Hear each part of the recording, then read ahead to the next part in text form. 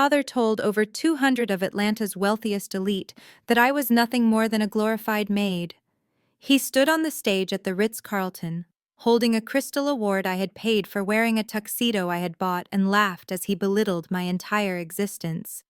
He introduced my brother Dante as the future of our family legacy, while pointing at me and making a joke about bedpans and changing sheets. The room erupted in laughter. My father thought he was charming. He thought he was untouchable. What he did not know was that the very building he was standing in, the loan that funded his gala, and the mortgage on his house, were all held by a holding company owned by me. He thought I was a servant. He was about to find out I was the landlord. An eviction notice was already in the mail. Before I tell you how I brought my arrogant father and entitled brother to their knees, please like this video and subscribe if you have ever been underestimated by the people who were supposed to support you. My name is Jasmine, and at 32 years old, I live a double life. To the medical community and the NASDAQ, I am Dr. Jasmine Brooks, the founder and CEO of Phoenix Care Systems, a premier rehabilitation network that treats NBA stars and Fortune 500 CEOs. But to my family, I am just Jasmine, the failure who works in rehab. They think I massage feet and change elder diapers for minimum wage. They have never asked about my title. They have never visited my office. They only call when they need money, assuming I am scraping it together from overtime shifts. The night of the incident began in the lobby of the Ritz-Carlton. The air smelled of expensive lilies and old money. I walked in wearing a simple black gown. It was vintage Givenchy, understated and elegant, but I knew my family would only see it as plain. I was checking my phone, reviewing a quarterly report from my CFO, when a manicured hand grabbed my arm. It was Chloe, my brother Dante's wife. She was wearing a dress that cost more than a Honda Civic, covered in sequins that caught the light aggressively.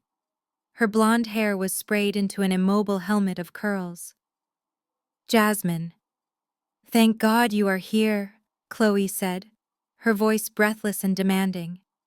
She did not say hello. She did not ask how I was. She pulled me toward the ladies' room.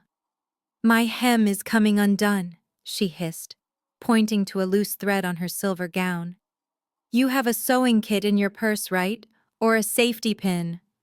You guys always carry that stuff." I pulled my arm back gently. "Who is you guys, Chloe?" "You know?" She waved her hand dismissively. "Caregivers, the help. You are used to fixing messy situations. Come on, just stitch it up quickly. I cannot be seen like this when Dante accepts his award." I looked at her. She truly believed that because I worked in healthcare, I was automatically her personal seamstress. "I do not have a sewing kit, Chloe," I said, my voice calm. "And I am not here to work. I am here as a guest." Chloe let out a sharp, mocking laugh. "A guest? Oh, Jasmine, you are adorable. Bernard only invited you so the family photo looks complete. Do not pretend you belong at the high table. Now, are you going to fix my dress, or do I have to tell your father you are being difficult again?" I took a step closer to her. "I suggest you ask the concierge, Chloe. I am heading into the ballroom." I turned to walk away. That was when I felt the splash. Cold liquid soaked into the back of my shoulder and dripped down my arm. I spun around. Chloe was holding an empty glass of red wine, her mouth shaped into a fake O of surprise. "Oops," she said, her eyes gleaming with malice. My hand slipped. "Well, since you are already wet, you might as well go find some club soda and towels. You are good at cleaning up spills, right? It is basically your job." I stared at the red stains spreading on my vintage silk. In the past, I would have cried. I would have run to the bathroom and frantically tried to scrub it out while apologizing for being in her way. But that was the old Jasmine. I did not blink. I did not yell. I just smiled. "That is a vintage Chloe," I said softly. "And do not worry about the stain. I will just add the dry cleaning bill to Dante's tab." "Oh, wait. Dante does not have a tab. I forgot his credit card was declined at dinner last week." Chloe's face went rigid. Before she could scream, I turned and walked into the ballroom, head high, wine stain and all. The ballroom was a sea of tuxedos and gowns. My father Bernard was holding court near the stage. He looked every bit the distinguished community leader he pretended to be. He was the president of the Elite Business Association, a title that meant absolutely nothing, but fed his massive ego. When he saw me, his smile dropped. He marched over, grabbing my elbow and pulling me into a shadow near a decorative fern. "Look at you," he hissed, scanning the wine stain on my shoulder. "You look like a disaster. I told you to dress appropriately. You look like you just came off a double shift at the clinic." "Chloe spilled wine on me, Dad," I said. "I do not care," he snapped. "Go stand in the back. Do not let the investors see you. Tonight is about Dante. We are announcing his new venture capital firm. I need people to think this family breathes success, Jasmine. You simply do not fit that narrative." I looked at Dante across the room. He was wearing an orange velvet blazer and laughing loudly with a group of men who looked uncomfortable. Dante had never held a job for more than 6 months. His venture capital firm was an idea he had written on a napkin 3 days ago. "Dad," I said, trying one last time. "Dante is 34. He still asks you for gas money. Why are you putting him on a pedestal?" "Because he has vision," Bernard shouted in a whisper. "He is a businessman. You chose to wipe noses and push wheelchairs. That is honorable work for some people, Jasmine, but it is not a legacy. Now get out of my sight." I walked to the back of the room near the servers. I took a glass of champagne from a passing tray and waited. The program began. My father took the stage to thunderous applause. He spoke for 20 minutes about excellence, about the Black community, rising, about the importance of family legacy. It was a beautiful speech. It was also a complete lie. And now he boomed, gesturing to the wings. "I want to introduce the future, my son, Dante Brooks." Dante trotted onto the stage, waving like a celebrity. He took the mic and rambled about crypto, real estate, and synergy without saying a single coherent sentence. The crowd clapped politely, but I could see the confusion in their eyes. These were real business people. They smelled a fraud. Then Mr. Sterling stood up. The room went silent. Marcus Sterling was a billionaire real estate developer. He was the guest of honor, the whale my father was desperate to land as a donor. He was also sitting in the front row in a wheelchair. What my father did not know was that Marcus Sterling was my patient. I had personally designed his neuro rehab program after his stroke 6 months ago. We met 3 times a week. Mr. Sterling took the microphone from a runner. Bernard looked nervous but excited. "Bernard," Mr. Sterling's voice was deep and commanding. "You speak of family excellence. I see your son. But I believe I saw your daughter come in earlier. Jasmine, is she here?" My father froze. He looked panicked. He clearly did not want to associate his prestigious night with his failure of a daughter, but he could not ignore a billionaire. "Ah, yes," my father let out a nervous chuckle. "Jasmine is here somewhere, probably helping the catering staff." A ripple of awkward laughter went through the room. Mr. Sterling frowned. Helping the staff. My father gained confidence, thinking he was making a relatable joke. "You know how it is, Mr. Sterling. Jasmine has a good heart, but she is more service-oriented. She works in a rehab center. She is basically a glorified maid for sick people." He paused for effect. "We tried to push her toward medical school or law, but some people are just meant to change sheets, right? But Dante here, he has the mind for the boardroom." The room erupted in laughter. It was not genuine laughter. It was the nervous, cruel laughter of people following the alpha male. Dante was cackling on stage, slapping his knee. Chloe was pointing at me from her table, smirking. I stood in the back, gripping my champagne glass so hard I thought it would shatter. Glorified maid. That was what he thought of the 3 doctorates I held. That was what he thought of the company I built from the ground up. That was what he thought of me. I did not cry. The sadness evaporated, replaced by a cold, sharp clarity. I pulled out my phone. I opened the secure messaging app I used with my executive team.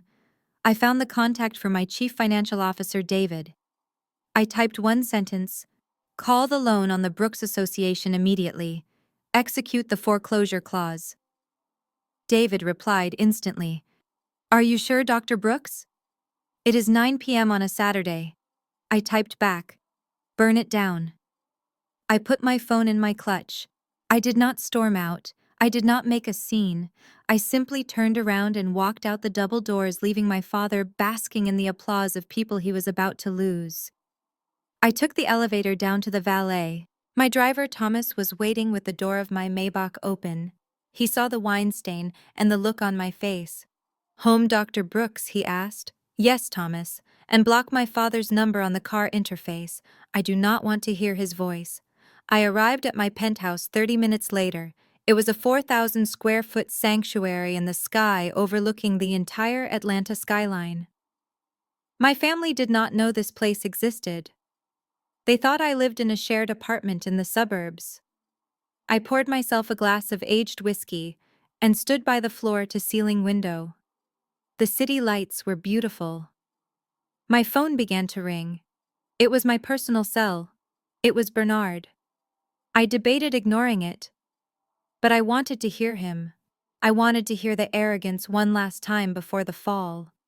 I swiped answer and put it on speaker. Where the hell did you go? Bernard's voice filled my living room. I went home, Dad. I did not want to be a distraction. You are damn right you are a distraction. Mister, Sterling kept asking about you. You embarrassed me by leaving. And speaking of leaving, you stuck us with the bill for the extra wine. I took a sip of whiskey.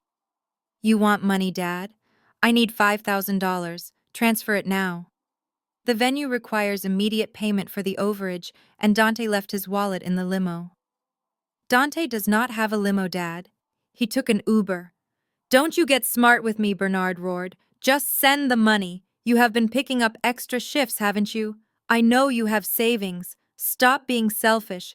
We are building an empire here. An empire, I repeated, built on my money. Excuse me. I walked over to my desk. I opened a drawer and pulled out a file. It was a thick ledger titled Family Support. Dad, I said calmly. In the last 5 years, I have given you $450,000. I paid for Mom's heart surgery. I paid for Dante legal fees when he got arrested for that DUI. I paid for the new roof on the house. That is your duty, he shouted. You help the family because you have no overhead. You have no husband, no kids, no real career. What else are you going to spend your little paycheck on? My little paycheck? I laughed. It was a dry, humorless sound. Dad, I am not sending you $5,000. There was a silence on the line. It was the silence of shock. I had never said no. Not once. What did you say to me? His voice dropped to a dangerous growl. I said no. Pay for your own wine. Ask the businessman Dante to pay for it. If you do not transfer that money in the next 10 minutes, Bernard threatened, do not bother coming to Thanksgiving. Do not bother coming to Christmas. You are dead to us. I looked out at the city. I looked at the reflection of my strong, successful silhouette in the glass. Okay, I said. Okay, what does that mean? It means, Dad, that you might want to save your energy yelling at me. You are going to need it. Why? Because I know who holds the lien on the association hall, and I have a feeling the locks are going to be changed on Monday morning. I hung up the phone. My hand was shaking not from fear, but from adrenaline. I sat down on my Italian leather sofa and breathed in the silence of my empty, expensive home. They wanted a maid. They were about to get a master. My phone buzzed again. It was a text from Dante. Mom is crying because of you. Hope you are happy, loser. Send the cash or watch your back. I deleted the text. I was not just happy. For the first time in my life, I was free. And Monday morning was going to be the most interesting start to a week my father had ever seen. The silence in my penthouse was heavy, but the ledger on my desk felt heavier. I ran my finger down the column of numbers until I stopped at a date from 5 years ago, November 14th. Beside the date was a single name, Dante, and a staggering sum, $45,000. My father had just demanded $5,000 on the phone like it was pocket change, accusing me of being selfish. But as I stared at that entry in my book, the smell of my expensive leather chair faded, replaced by the stinging scent of bleach and stale coffee. I was pulled back to the worst night of my life, the night I realized that to my family, I was not a daughter. I was an insurance policy. It was 3 in the morning when the call came. I was 27, just 2 years out of my doctoral program, working double shifts at a county clinic to pay off my student loans. I was sleeping on a futon in a studio apartment the size of a closet. When I saw my father's number, my heart stopped. Bernard never called at 3 in the morning. Jasmine, get to Grady Memorial Hospital. Now his voice was not sad. It was angry, tense. What happened? Is Mom okay? I asked, already pulling on a pair of sweatpants. It is Dante. He wrecked the BMW. Just get there. And Jasmine, wear your scrubs. He hung up before I could ask why. I drove my Toyota Camry, the first car I had ever bought with my own money, through the pouring rain. My hands were shaking on the wheel. Dante was my big brother. Even though he was spoiled, even though he teased me, I loved him. I prayed the whole way there. Please let him be alive. Please let him be okay. When I sprinted into the emergency room waiting area, I expected to see my parents grieving. I expected tears. Instead, I saw my father standing in the corner, furiously whispering into his phone, looking immaculate in a trench coat. My mother was sitting on a plastic chair, looking more annoyed than devastated, checking her watch. Where is he? I gasped, rushing up to them. Is he in surgery? Keep your voice down, my father hissed, covering his phone. He is in Trauma Bay 4. He has a shattered femur and internal bleeding. He needs emergency orthopedic surgery immediately, or he will lose the leg. Oh my God, I covered my mouth. But there is a problem.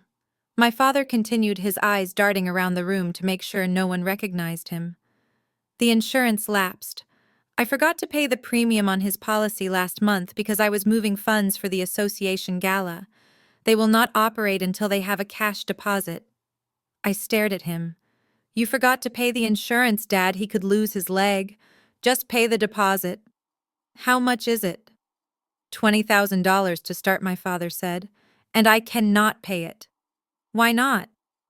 You just bought a new boat last week. My assets are illiquid, Jasmine. He snapped, as if explaining economics to a child. If I move that much cash right now, it will trigger an audit. Plus, Dante was driving under the influence.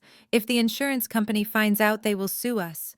If the press finds out the association president's son caused a drunk driving accident, my reputation is ruined. I need to keep this off the books. He stepped closer to me, placing a heavy hand on my shoulder. That is why I told you to wear your scrubs. Go in there. Talk to the billing department. Tell them you are a doctor. Tell them you will handle the payments. Work out a payment plan. Use your employee discount or whatever you have. Dad, I do not work at this hospital, I whispered, horrified.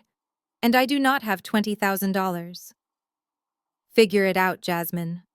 He squeezed my shoulder hard enough to bruise. You are the one in healthcare. This is your world.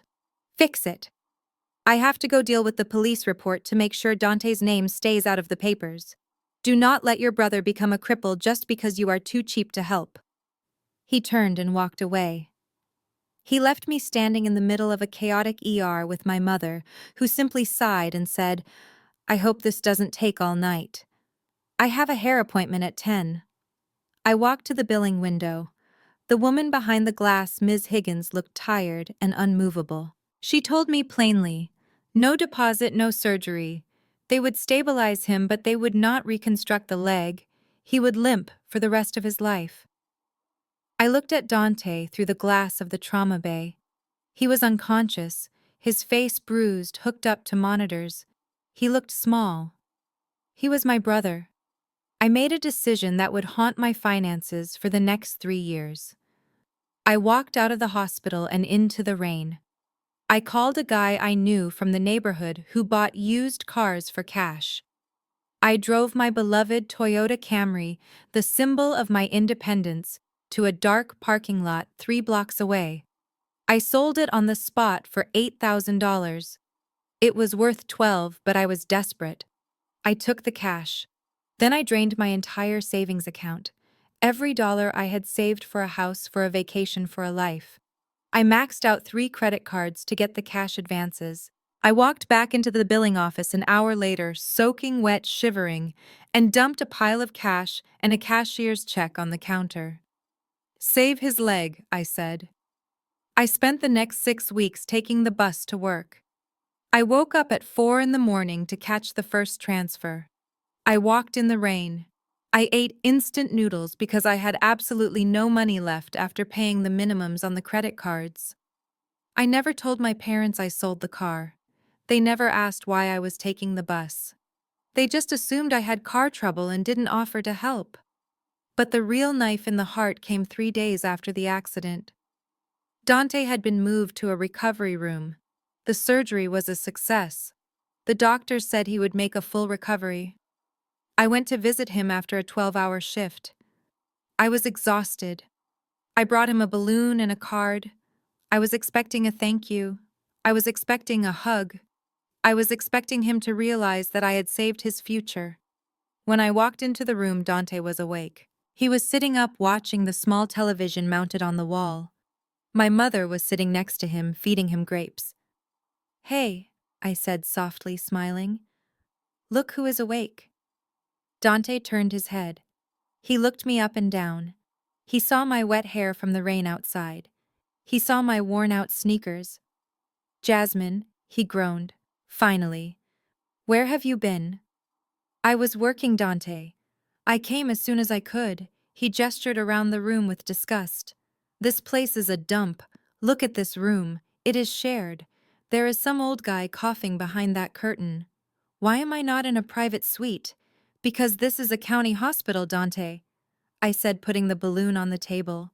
"It is a good hospital. The surgeons are excellent. It smells like poor people in here," Dante sneered. He looked at me with genuine anger. "Dad said you handled the admission. Why didn't you get me into Cedars or Emory? You know I cannot sleep with this noise. And the nurses, they are rude. I asked for a sparkling water an hour ago and they brought me tap water. I felt a lump form in my throat." "Dante, you are lucky to be here. You are lucky to have a leg. Do you know how much this cost?" He rolled his eyes. "Oh, here we go. The martyr act. Dad told me you made a big drama about the money." "God. Jasmine, it is just money. You are a doctor, aren't you? You make plenty. Stop acting like you made some huge sacrifice. It is your job to take care of family."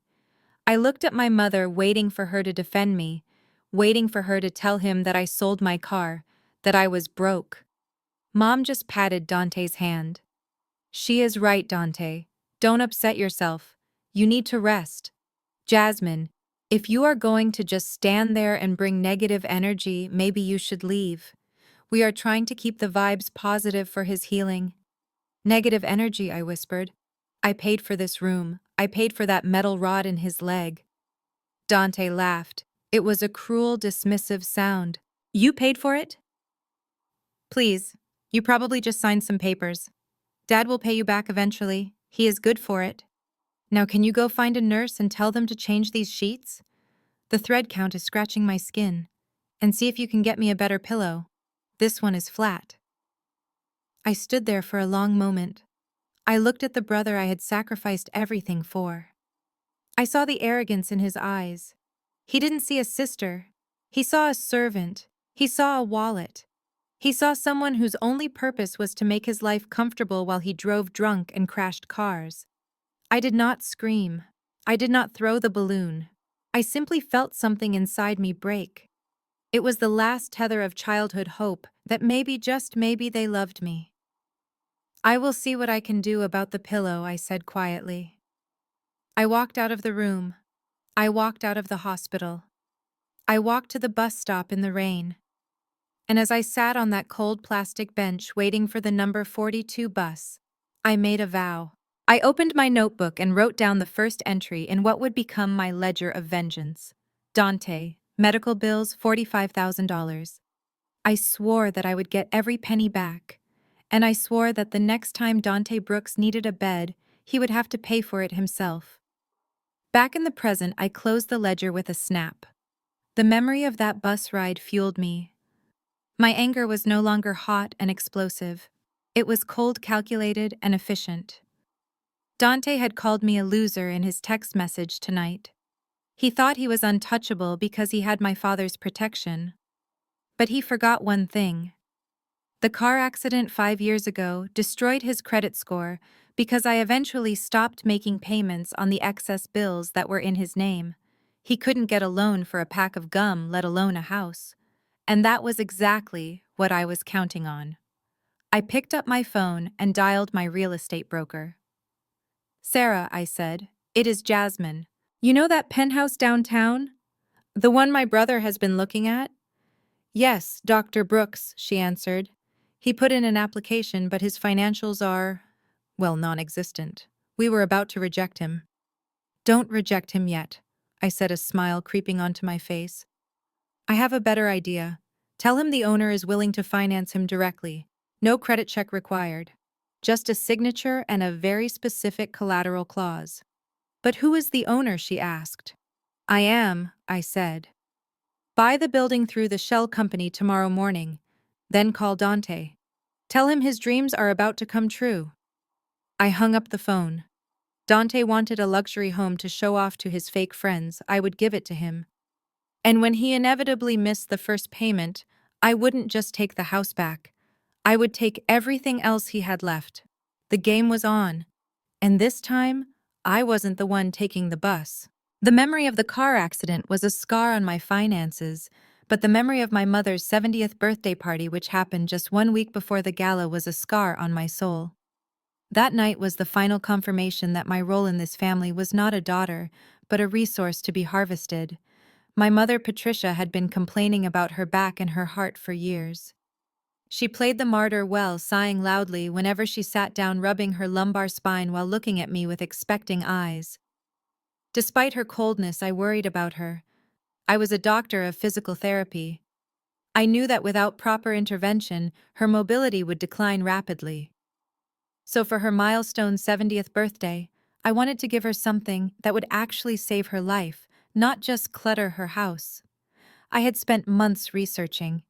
I found the Serenity Springs Wellness Center, an exclusive all-inclusive medical spa in Sedona. It was not just massages and facials. It was a 3-week intensive program with cardiologists, nutritionists, and physical therapists. It cost $20,000. I paid for it in full, receiving a beautiful heavy gold foil envelope containing the reservation and the itinerary. It was the most expensive gift I had ever purchased. I imagined foolishly that this gift would finally make her look at me with pride. I imagined her saying, "Jasmine, you saved me." The party was held at my parents' house. It was a barbecue, but because it was my mother, it was a high-stress production. The lawn was manicured within an inch of its life. There were white tents, catered seafood, and a live jazz band. When I arrived, holding the gold envelope in a gift bag, the driveway was already full of luxury cars belonging to the church deacons and neighborhood elite. I walked into the house looking for my mother. I found Dante and Chloe in the kitchen. They were drinking my father's expensive scotch. Chloe was perched on the counter swinging her legs. Jasmine, Dante boomed, his face flushed with alcohol. "You made it. We thought you were working a double shift at the diaper factory." I ignored the insult. "Where is Mom? I want to give her my gift before the speeches start." Chloe hopped down from the counter. Her eyes zeroed in on the gift bag in my hand. "Is that it? Looks kind of thin." "It is a voucher," I said, "for a medical retreat." Dante stepped forward, his expression shifting from mockery to sudden intense interest. "A retreat. How much was it?" "It was $20,000, I said, immediately regretting telling him the number. "But I wanted them to know. I wanted them to know I was not cheap." Dante whistled. 20 grand. Wow. Mom is going to... Well, she might not understand it. You know how she is with papers. She likes things she can hold. He reached out and took the bag from my hand. "Tell you what, Let me put this on the big gift table out back. I will make sure it is front and center. You go say hi to the guests. You look tired. Go get a drink. For a second, I hesitated. But Dante gave me a warm smile, the kind he used to give me when we were kids before money ruined everything. Thanks, Jasmine, he said. Really, that is a generous gift. I let him take the bag. I walked outside feeling a rare lightness in my chest. My brother had complimented me. I grabbed a glass of iced tea and mingled, waiting for the moment of truth. An hour later, the sun began to set.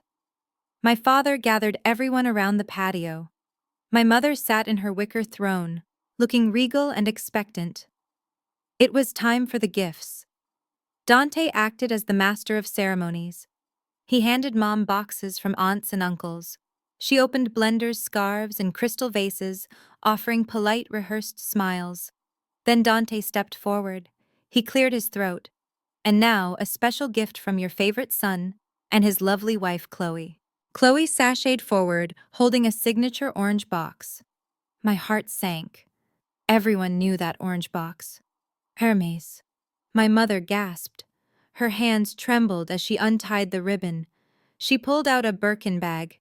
It was small black leather with gold hardware. A bag that cost at least $15,000. Oh, Dante! Chloe, my mother shrieked, clutching the bag to her chest like a newborn baby.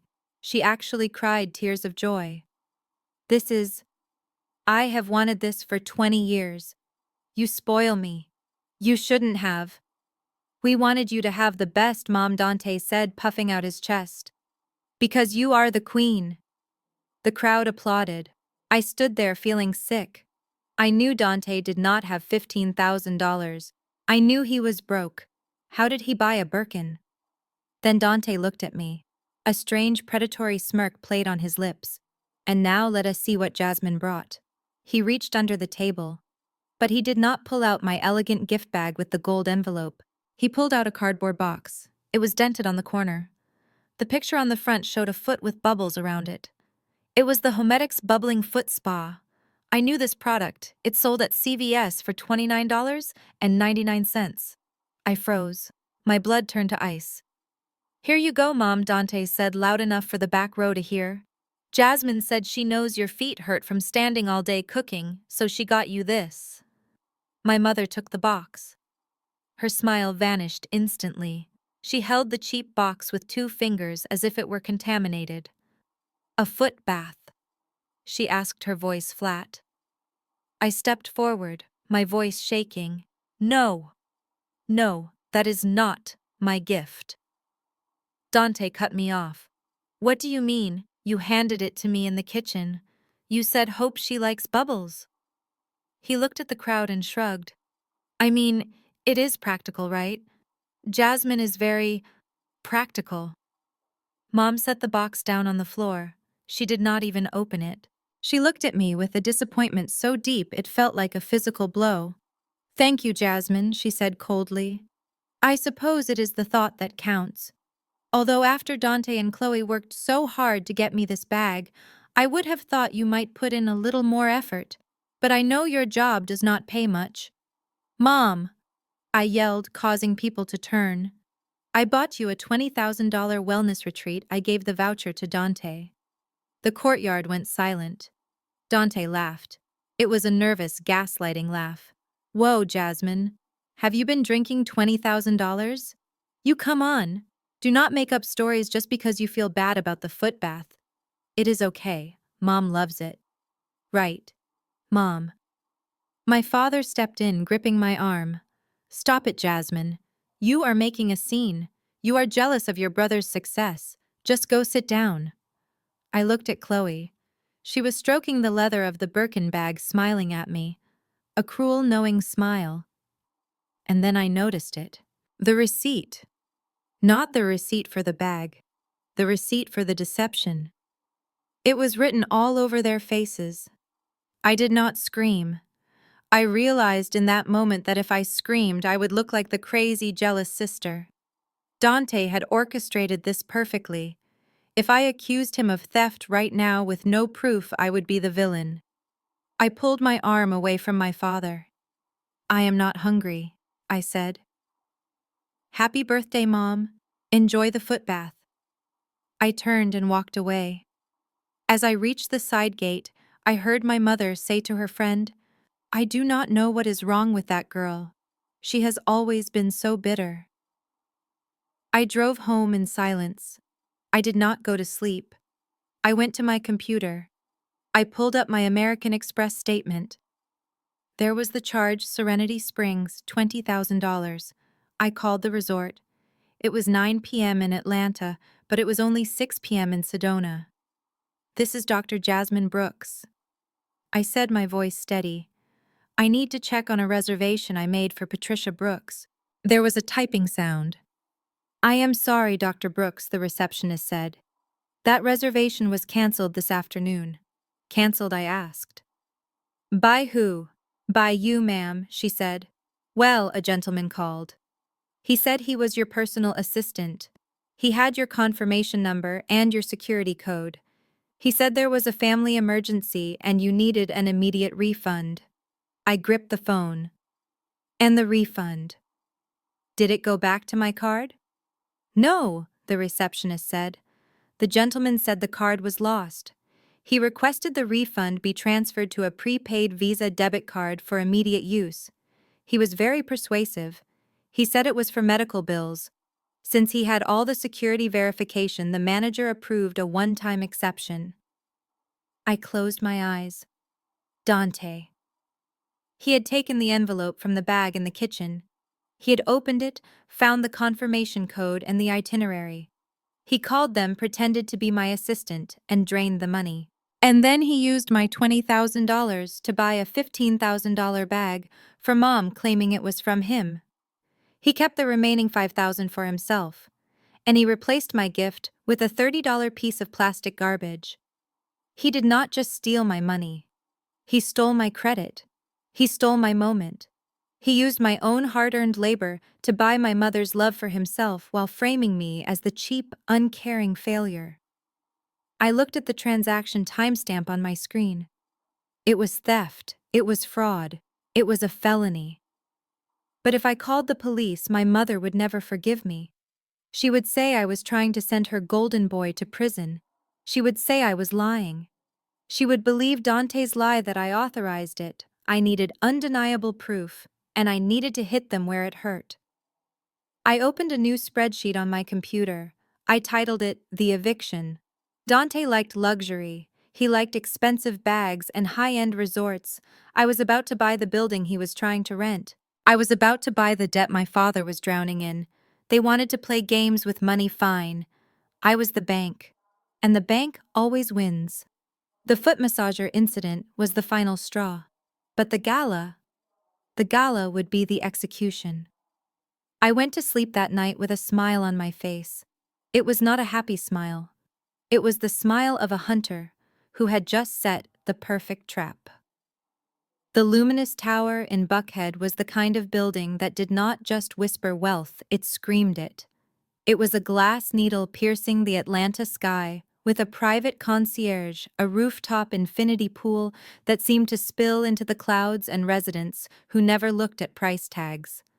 It was exactly the kind of place my brother Dante and his wife Chloe believed they deserved. It was also exactly the kind of place they could not afford. The day after I discovered their theft of my mother's birthday gift, I received a call from Sarah, a high-end real estate broker I had worked with on several commercial acquisitions. She did not know Dante was my brother. She only knew him as a nuisance client who had been wasting her time for weeks. She told me she had a viewing scheduled with a Dante Brooks for the penthouse unit listed at $3.2 million. She wanted to know if I knew him given the last name. I told her to proceed with the viewing as planned. I told her to show him everything.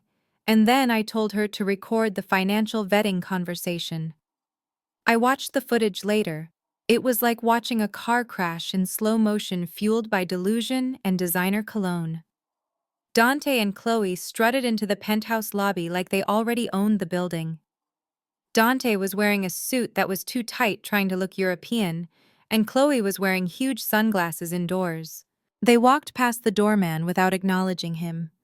When they met Sarah in the elevator, Chloe immediately started complaining. The lobby marble is a bit dated, isn't it? Chloe sniffed, adjusting her sunglasses. We would probably need to renovate that if we joined the board. And the smell. Is that lavender? I prefer white tea. We would have to change that. Sarah, a professional who had sold condos to rappers and senators, simply smiled. We can certainly discuss that with the HOA, Mrs. Brooks, but first, let me show you the unit. The elevator opened directly into the penthouse. It was stunning. Floor-to-ceiling windows offered a 360-degree view of the city. The floors were imported Italian limestone. The kitchen island was a slab of quartz the size of a small car. Dante let out a low whistle, though he tried to hide his excitement. Not bad, he said, walking over to the window and leaning against the glass like he was posing for a magazine cover. I could see myself taking morning calls here. The lighting is good for my brand. Chloe was already mentally decorating. She walked into the master bedroom, her heels clicking sharply on the stone. This closet is decent, she called out. I might have to knock down the wall to the second bedroom to expand it. I need space for my winter collection. And we need a nursery. Not that I am pregnant, but for the future. A nursery with a skyline view. It fits the aesthetic. They spent 45 minutes walking through rooms they had no business being in. They discussed where to put the grand piano neither of them played. They debated whether the wine cellar was big enough for Dante's non-existent vintage collection. They acted the part of the young wealthy power couple perfectly. Then came the reality check. They sat down in the living room with Sarah. She opened her iPad and looked at them with a polite, expectant expression. So, Sarah began, her voice smooth but firm. You love the unit. The seller is motivated. However, at this price point specifically, 3.2 million, the board requires a rigorous financial vetting before we can even submit an offer. Dante waved his hand dismissively. Of course, of course. Standard procedure. My accountant handles all of that. I will have him send over the paperwork. Sarah did not blink. Actually, Mr. Brooks, for the luminous tower. We need proof of liquid funds up front. We need to see at least 40% down in cash and a pre-approval letter from a major bank for the remainder. Or, if you are paying cash, a proof of funds statement, dated within the last 48 hours. The air in the room shifted. I could see Dante's posture stiffen. He unbuttoned his jacket. He shifted in his seat. Cash. Dante laughed nervously. Who keeps that much cash liquid these days? My assets are tied up. I have significant holdings in crypto and several pending venture capital deals. My net worth is well over 10 million, but it is allocated. Sarah nodded, but her smile did not reach her eyes. I understand. However, crypto is volatile and pending deals are not cash. The seller has been burned before. We need liquidity. Do you have a trust? A securities account? Anything we can verify today? Chloe jumped in, sensing the danger. Don't you know who his father is? Bernard Brooks, president of the Elite Business Association. We are good for the money. This is insulting. We are trying to buy a home, not get interrogated by the police. I apologize if it feels that way. Mrs. Brooks? Sarah said, closing her iPad cover with a soft click. But this is the policy. Without proof of funds, I cannot take this further. I have another showing in an hour with a cash buyer from Dubai. If you want this unit, I need that paperwork by tomorrow morning. Dante stood up abruptly. Fine, you will have it. Come on, Chloe. I need to make some calls to move some assets around. It is a headache, but if you guys are going to be this bureaucratic about it, we will play your game. They stormed out of the apartment. They held their heads high until the elevator doors closed. But the moment they were alone in that metal box, the facade crumbled. The security camera inside the elevator captured the meltdown perfectly. What the hell are we going to do? Chloe hissed, smacking Dante on the arm. I already posted a story saying we were house hunting at the Luminous. I tagged the location. If we don't get this, I look like a liar. Ow. Dante rubbed his arm. Calm down. I thought the old man would have transferred the gala money by now. The gala money is $5,000. Dante. Chloe screamed, her voice echoing in the small space. We need 1.2 million in cash for the down payment, and your credit score is 480. You couldn't get a loan for a toaster oven right now. Dante slumped against the wall, sliding down until he was squatting. It was a pathetic sight. The golden boy, the future tycoon hiding in the corner of an elevator. I know. Okay, I know, Dante shouted back. That accident 5 years ago ruined my report. And the credit cards. I maxed them all out trying to keep up with the car payments. I thought this deal with Sterling would come through. I thought Dad had it handled. Your dad is broke too, Chloe yelled. He is living on credit just like us. We are frauds, Dante. We are going to be homeless. My parents are asking why we haven't bought a place yet. They think you are rich. If they find out you are broke, they will make me leave you. Dante put his head in his hands. I just need a co-signer. If I had a co-signer with a clean history and steady income, I could get a hard money loan. I could fake the down payment documents if I just had a second signature to back the mortgage. Who? Chloe asked, pacing the small square of the elevator. Who do we know who has good credit? Your dad is maxed out. My parents won't sign. All our friends are just as leveraged as we are.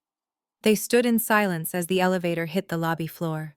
The doors opened, but they didn't move. And then I saw it happen. I saw the light bulb go off in Chloe's eyes. It wasn't a light of intelligence. It was a light of pure predatory malice. She hit the button to close the doors again, keeping them in the elevator. Jasmine, she whispered. Dante looked up. Jasmine. My sister. She is a rehab worker. She makes minimum wage. She is a doctor. Dante. Chloe said, her mind working fast. She lives like a nun. She has been working since she was 22. She drives that old car, she wears old clothes, she never goes on vacation. So Dante asked, she is broke. No. Chloe smiled, and it was a terrifying sight. She isn't broke. She is cheap. She saves everything. Think about it. She paid for your surgery in cash that night. She paid for the roof. She has zero debt. Her credit score must be perfect. She is the perfect guarantor. Dante shook his head. She hates me right now. She knows about the birthday gift. She won't sign a $3 million loan for me. She told Dad no for $5,000. She won't sign it for you, Chloe said, leaning down to whisper in his ear. And she won't sign it for a house. But she will sign it for Dad. What do you mean? We tell her it isn't for a house, Chloe explained, her hands animating the lie. We tell her Dad is in trouble. We tell her the association is being sued and Dad is going to lose his pension if he doesn't secure a bridge loan. We tell her we are all signing it to save the family legacy. We bury the mortgage papers in a stack of legal nonsense. Dante looked skeptical. She is not that stupid. She reads things. She is emotional about Dad. Chloe countered. You saw her face at the gala. She was hurt. She wants his approval. If Dad calls her crying saying he is going to jail or losing his reputation, she will sign. She always saves us. She is the fixer. She is the maid, remember? She cleans up our messes. Dante slowly stood up. A smile spread across his face, mirroring his wife's cruelty. We tell her it is a liability shield document, or a medical trust for Dad's heart condition. Exactly, Chloe said. We get her signature. We use her credit to secure the loan. We move into the penthouse. Once we are in, we refinance in 6 months when your deal comes through. She never has to know she owns the debt. And if she finds out, Dante asked. Chloe laughed. By then we will be living in the sky. What is she going to do, evict us? She doesn't have the spine. She is just Jasmine. They high-fived. Actually, high-fived. In the elevator of a building they were planning to steal, plotting to destroy the financial life of the only person who had ever actually helped them. I watched the screen in my office rewinding that moment over and over. She is just Jasmine. They thought I was a resource to be mined. They thought my frugality was weakness. They thought my silence was stupidity. They were right about one thing. I was going to sign a document, but it wasn't going to be a loan guarantee. I picked up my phone and called Sarah back. "Sarah," I said, "the viewing is over." "Yes, Dr. Brooks," she said. "They just left. I don't think they are qualified." "No, they aren't," I agreed. "But I am." "You?" Sarah asked, surprised. "You want the unit." "I want the unit," I said, "but I want to buy it under a blind trust. The deed cannot show my name, and I want to lease it out immediately." "Okay," Sarah said, shifting into deal mode. "We can do that. Do you have a tenant in mind?" "I do," I said, my voice cold. "I want you to call Dante Brooks back. Tell him the owner has had a change of heart. Tell him the owner is willing to do a rent-to-own agreement. No credit check, just a very high security deposit and a strict default clause." "Dr. Brooks." Sarah hesitated. "That is high risk. If they default?" "When they default," I corrected her. "When they default, the contract will stipulate immediate lockout and seizure of all personal property inside the unit to cover the arrears. Every piece of furniture, every designer bag, every watch." I paused. "Draw up the lease, Sarah. Let them move in. Let them think they won. I want them to feel comfortable. I want them to unpack. And then when the first check bounces, I want to be the one to knock on the door." I hung up. Chloe wanted to live in the sky. I would let her. But she forgot that the higher you climb, the harder you fall. And I was going to be the gravity. The invitation to dinner came 3 days after the penthouse viewing. It was not a text message or a demand through a third party. It was a handwritten note on my mother's stationery delivered to my clinic by a courier. It said simply, "Jasmine, please come home for dinner on Sunday. We want to apologize. Dad is not feeling well, and he needs to see you. Love, Mom." I stared at the card. The handwriting was shaky. It played perfectly into the narrative Chloe and Dante had concocted in the elevator. Dad is sick. Dad is in trouble. We need Jasmine, the savior. Part of me, the little girl who just wanted her father to look at her with pride, wanted to believe it. But the other part of me, the CEO who had just watched her brother plot to steal her credit score, knew better. I knew this was the trap. And I decided to walk right into it, not as a victim, but as a witness to their crime. I arrived at the house at 7 o'clock sharp. The driveway was empty of guests. This was a private execution. When I walked in, the house smelled of roast beef and rosemary, the meal my mother always cooked when she wanted to smooth over a conflict. The atmosphere was unsettlingly warm. My mother Patricia hugged me at the door. It wasn't her usual stiff side hug. She held on tight, smelling of lavender and nervous sweat. "I am so glad you came, Jasmine," she whispered. "We have missed you." I walked into the dining room. The table was set with the good china, the wedding silver, that was usually reserved for Thanksgiving or when the bishop came to visit. Bernard sat at the head of the table. He did not look like the roaring lion from the gala. He looked diminished. He was wearing a cardigan instead of a suit, and he had a slight tremor in his hand as he held his water glass. It was a performance worthy of an Academy Award. Dante and Chloe were there too. They stood up when I entered. "Hi, Jasmine," Dante said. His voice was soft, humble. He pulled out my chair for me. "I appreciate you coming." Chloe smiled, a tight, forced expression that didn't reach her eyes. "You look great, Jasmine. Is that a new blazer?" I sat down, placing my napkin in my lap. I looked at each of them. I looked for the shame. I looked for the guilt. I found none. I only found anticipation. They were like wolves waiting for the sheep to lower its head to graze. So I said, breaking the silence, "You wanted to apologize." Bernard cleared his throat. He looked pained. "Jasmine, I was hard on you at the gala. The stress of the association, the pressure of the donors. It got to me. I took it out on you. And that was wrong. You are my daughter. You work hard. I should not have called you a maid." I watched him. It was the apology I had waited 30 years to hear. And it was a lie. I could see his eyes darting to the sideboard where a thick manila envelope rested. "Thank you, Dad," I said neutrally. "We just want to be a family again," Mom added, passing the potatoes.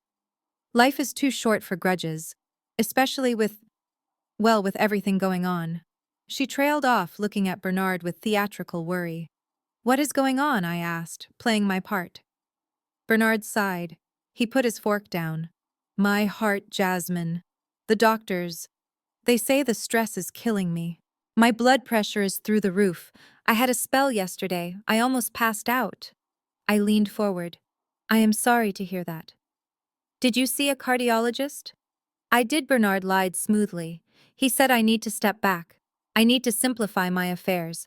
I need to make sure that if something happens to me, the family is protected." He gestured to Dante. Dante went to the sideboard and picked up the envelope. He placed it on the table in front of me with the reverence of a priest placing a Bible. "That is why we asked you here," Dante said, his voice thick with fake emotion. "Dad is scared, Jasmine. We all are. He wants to set up a medical proxy and a living trust. He wants to make sure that if he has a stroke or a heart attack, there is someone responsible to make the decisions. And he wants you to do it," Chloe chimed in. "Because you are the medical expert." "Me?" I asked, raising an eyebrow. "But Dante is the businessman. Dante is the legacy. Shouldn't he handle the estate?" Dante looked down at his shoes. "I am not good with hospitals, Jasmine. You know that." I faint at the sight of blood. "And honestly, Dad trusts you more with his life. He knows you will do the right thing." Bernard reached out and covered my hand with his. His skin was cold. "Jasmine, I know we have had our differences, but you are the caretaker of this family. You always have been. I need to know that my life is in your hands. Please, just sign the papers so I can sleep at night." The room was silent. The clock on the wall ticked loudly. This was the moment, the emotional hook, the plea from a dying father. If I were the woman they thought I was, I would be crying. I would be signing my name before I even read the title. I looked at the envelope. It was thick. "Okay, Dad," I said softly. "I will help you." Relief washed over the table. I saw Chloe kick Dante under the table. I saw my mother exhale. "Thank you, baby," Mom said. "You have a pen right there." I opened the envelope. I pulled out the stack of documents. It was at least 50 pages. The top page was indeed a medical power of attorney. It was standard boilerplate text. "I will just need a moment to read through it," I said, adjusting my glasses. Dante laughed nervously. "Oh, come on, Jazz. It is just legal mumbo-jumbo. The lawyer charged us by the hour just to type it up. It basically just says, you can talk to the doctors. The food is getting cold. Just sign the back page." I looked up at him. "I never sign anything I haven't read, Dante. You know that." I flipped the first page, then the second. Bernard shifted in his seat. "Jasmine, don't be difficult. My chest is tight. I just want this done." I ignored him. I scanned the medical proxy. It looked legitimate. But then tucked behind the HIPAA release form was a different document. The font was slightly smaller. The header was different. "General Durable Power of Attorney with full asset liquidation rights." I paused. This document gave me the power to sell his house, his car, and his investments. But why would he want me to have that if he just wanted me to talk to doctors? I flipped 3 more pages, and there it was, the smoking gun. Buried in the middle of the stack, disguised as an appendix to the trust, was a document titled Guarantee of Payment and Performance. I read the first paragraph. "The undersigned Jasmine Brooks, hereinafter referred to as guarantor, hereby unconditionally guarantees the repayment of a loan in the principal amount of $3.2 million for the purchase of the property located at the Luminous Tower Penthouse B." My heart hammered against my ribs. They had actually done it. They had clipped a multi-million-dollar loan guarantee to a medical proxy, hoping I would be too emotional to notice. I kept reading. The guarantor agrees to pledge all personal assets, including but not limited to future earnings, real estate holdings, and business equity, as collateral for said loan. They weren't just trying to use my credit, they were trying to pledge my company.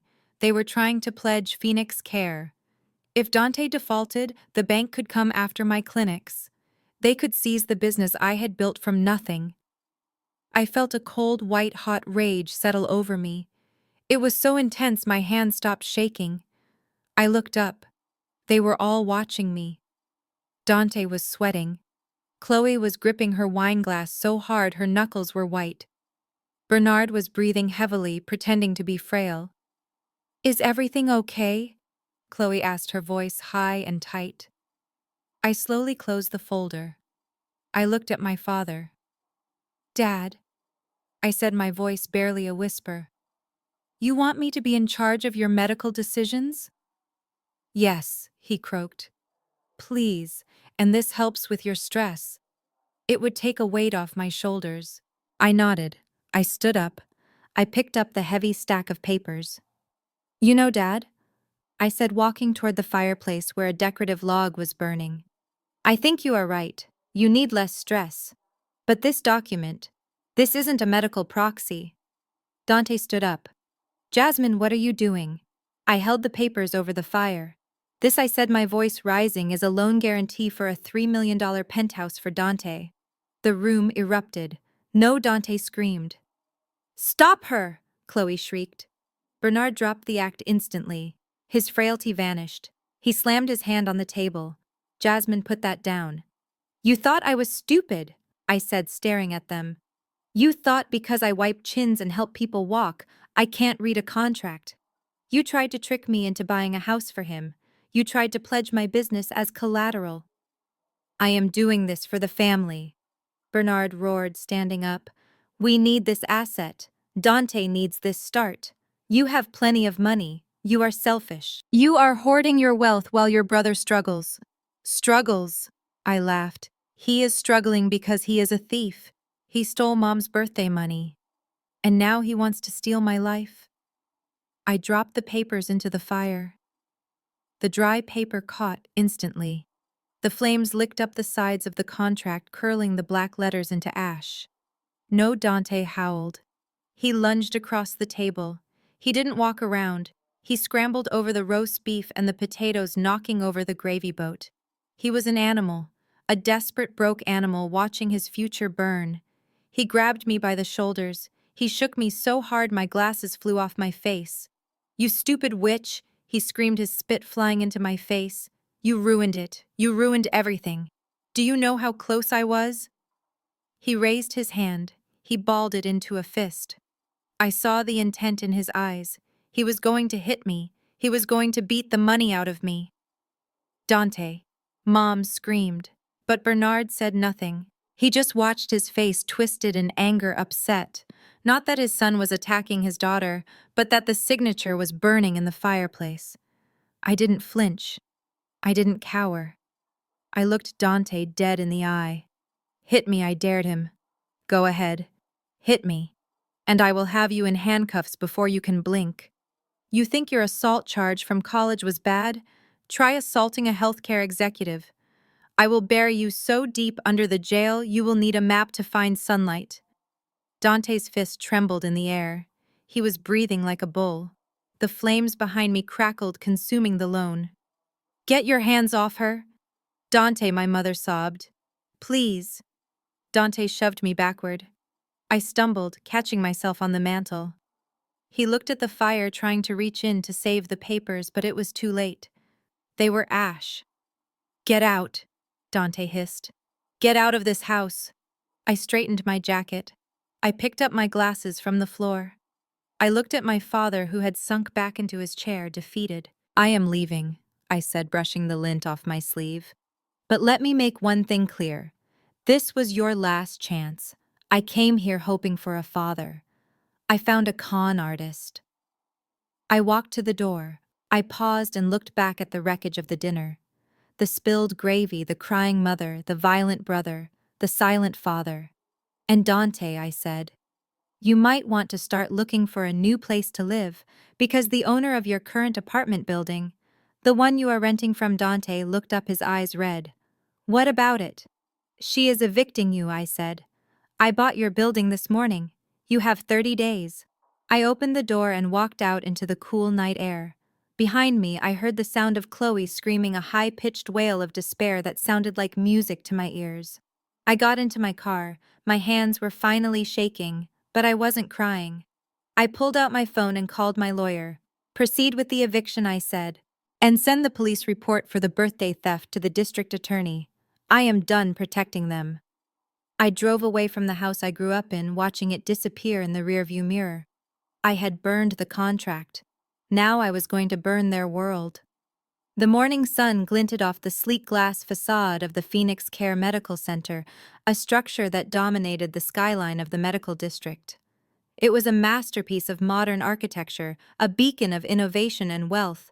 But to Dante and Chloe, who were currently marching toward the automatic revolving doors, it was just another building to be conquered.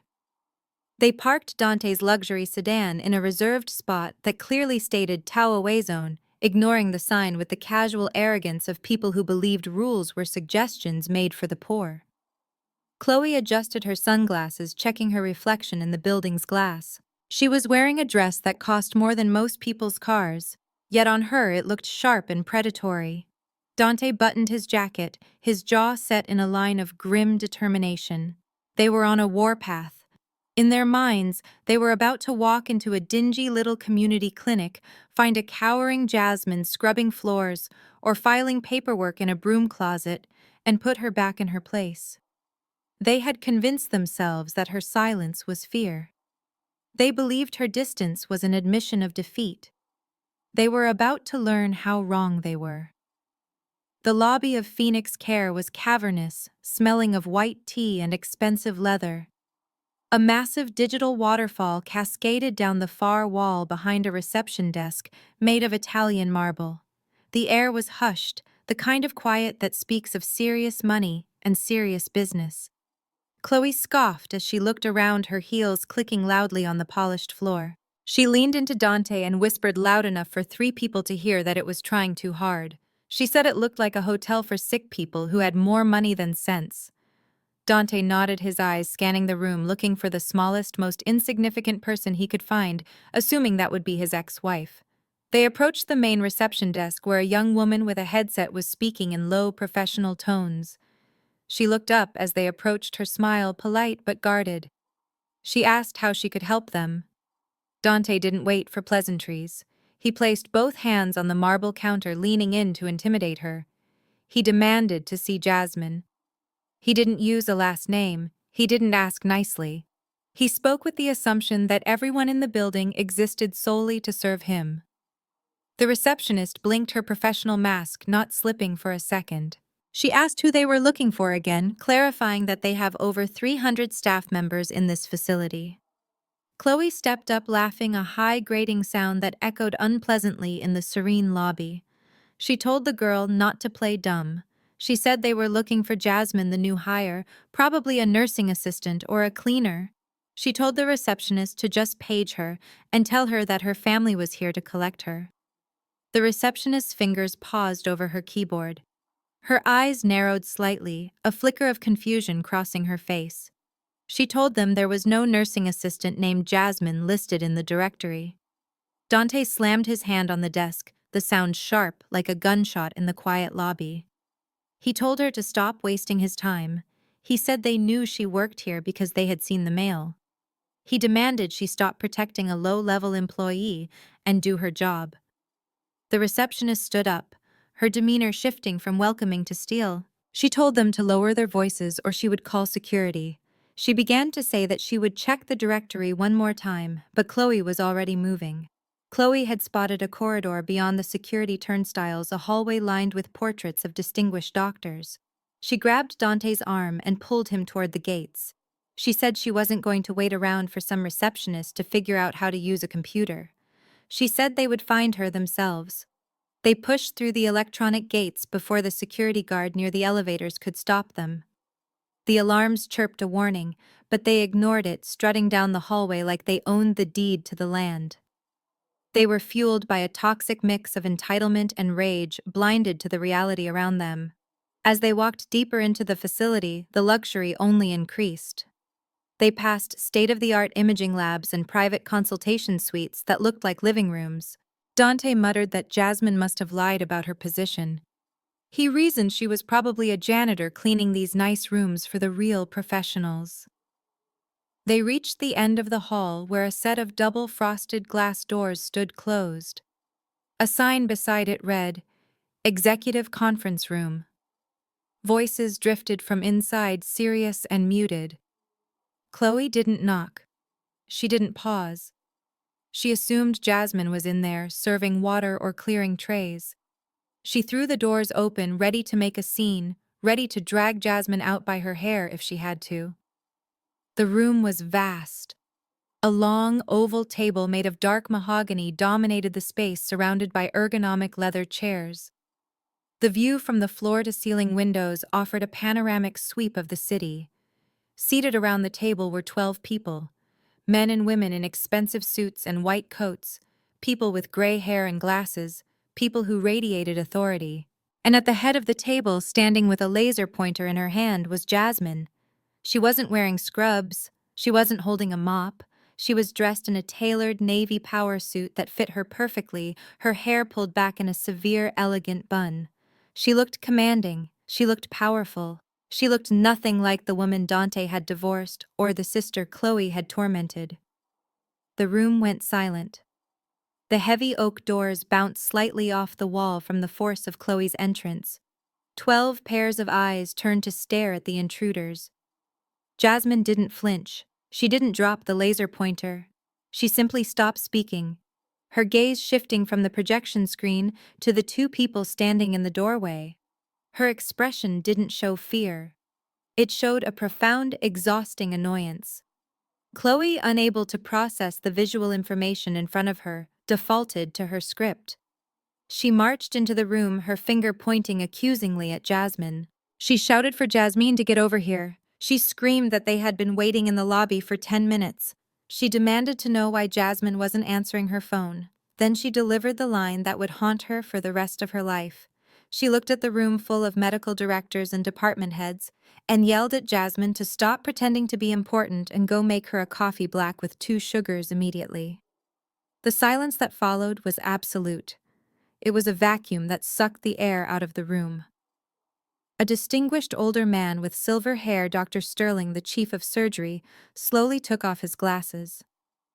He looked at Chloe, then at Dante, then back to Jasmine. He asked in a voice like gravel who these people were and how they got past security. Dante stepped forward, trying to salvage the domination he felt slipping away. He adjusted his tie, puffing out his chest. He announced that they were family. He said they were there to handle a personal matter with this employee and that he expected the rest of them to clear the room so he could discipline her. He actually used the word discipline. Jasmine slowly lowered the laser pointer to the table. The click of plastic against wood was the only sound in the room. She looked at Dante, really looked at him, and for the first time he saw something in her eyes that terrified him. It wasn't the submission he was used to. It was pity. She spoke, her voice calm, level, and ice-cold. She told Dante that he was interrupting a board meeting regarding the acquisition of new robotic surgical units. She told him that the people in this room were the heads of neurology, oncology, and cardiology. She told him that he was currently trespassing in a restricted area. Chloe laughed, a nervous, high-pitched sound. She told Jasmine to cut the act. She told the room that Jasmine was a nobody, a charity case that her family had taken in. She told them that Jasmine didn't even have a medical degree. Dr. Sterling stood up. He didn't look at Chloe. He looked at Jasmine. He asked Madam Director if she wanted him to call the police or if she preferred to handle this trash herself. The word hung in the air. Trash. Dante froze. He looked at Dr. Sterling, then at Jasmine. Madam Director. The words didn't make sense. His brain tried to reject them. Jasmine was the woman who clipped coupons. Jasmine was the woman who drove a 5-year-old sedan. Jasmine was the woman who needed him. Jasmine walked around the head of the table. She moved with a grace and lethality that Dante had never seen. She stopped a few feet away from them, maintaining a professional distance.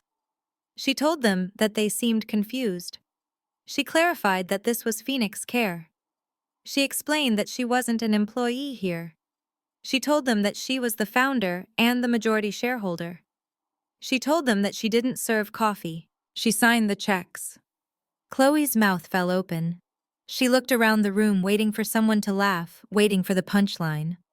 But the doctors and executives were looking at Jasmine with deference and respect. They were looking at Chloe and Dante with disgust. Dante tried to speak, but his voice failed him. He stuttered. He tried to say it was impossible. He tried to say that she had no money. Jasmine cut him off. She told him that she had plenty of money. She just never spent it on him. She told him that while he was busy buying leased cars and fake watches to look rich, she had been building an empire. She told him that the little job he used to mock was actually her building the most successful private medical network in the state. She took a step closer, her voice dropping an octave, becoming dangerous. She said she had tolerated their disrespect in her home because she loved him. She said she had tolerated their cruelty because she valued her vows. But she said that was over. She said they were in her world now. And in her world they were nothing. She turned to Dr. Sterling and apologized for the interruption. She said she would deal with the security breach personally. Then she pressed a button on the intercom system on the table. She spoke clearly into the microphone. She ordered security to the executive conference room immediately. She reported 2 intruders. She told them to remove them from the premises and to ensure they were banned from all Phoenix Care properties permanently. Chloe finally snapped out of her shock. She lunged forward, her hand raised as if to slap Jasmine, a reflex born of years of bullying. But she never made contact. Before she could get close, a man in a suit who had been sitting quietly in the corner, Jasmine's personal protection officer, was there. He caught Chloe's wrist in midair. He didn't hurt her, but he stopped her cold. He twisted her arm behind her back with practiced ease and marched her toward the door. Dante shouted. He yelled at the man to unhand his sister. He turned to Jasmine, his face purple with humiliation. He screamed that she couldn't do this. He screamed that she owed them. He screamed that she was his wife. Jasmine didn't even blink. She corrected him. She said she was his ex-wife. And she said that if he ever stepped foot near her or her business again, she wouldn't just have him removed. She would have him arrested. She would sue him for harassment. She would use the very expensive lawyers that her very successful company kept on retainer to bury him under so much litigation that he wouldn't be able to breathe. 4 uniformed security guards arrived at a run. They grabbed Dante, who was still sputtering threats. They weren't gentle. They dragged him out of the room, his expensive loafers scuffing against the carpet. Chloe was screaming now, shrill, incoherent insults about how Jasmine was a liar and a thief. Her voice echoed down the hallway as she was forcefully escorted away, shattering the professional atmosphere of the executive floor. Jasmine watched them go. She stood there until the elevator doors dinged and the shouting was cut off. Then she smoothed the front of her jacket. She took a deep breath, centering herself. She turned back to the room full of stunned doctors. She apologized again for the disruption. She said that sometimes the past has a way of trying to break in, but that they had security protocols for a reason. She walked back to the head of the table, picked up her laser pointer, and looked at Dr. Sterling. She asked where they were. She believed they were discussing the budget for the oncology wing. Dr. Sterling looked at her with a new kind of respect. He sat down slowly. He nodded. He said yes, they were. And the meeting continued. But down in the lobby, as Dante and Chloe were thrown out onto the concrete sidewalk, the reality was just starting to set in. Dante looked up at the towering glass building, the sun reflecting off its surface, blinding him. He looked at the logo above the door, a rising phoenix. He realized then that he hadn't just lost a wife. He hadn't just lost a punching bag. He had lost a lottery ticket he didn't even know he was holding. He had thrown away a diamond because he thought it was glass. And Chloe, standing there with her hair messed up and her dignity in shreds, realized something even worse.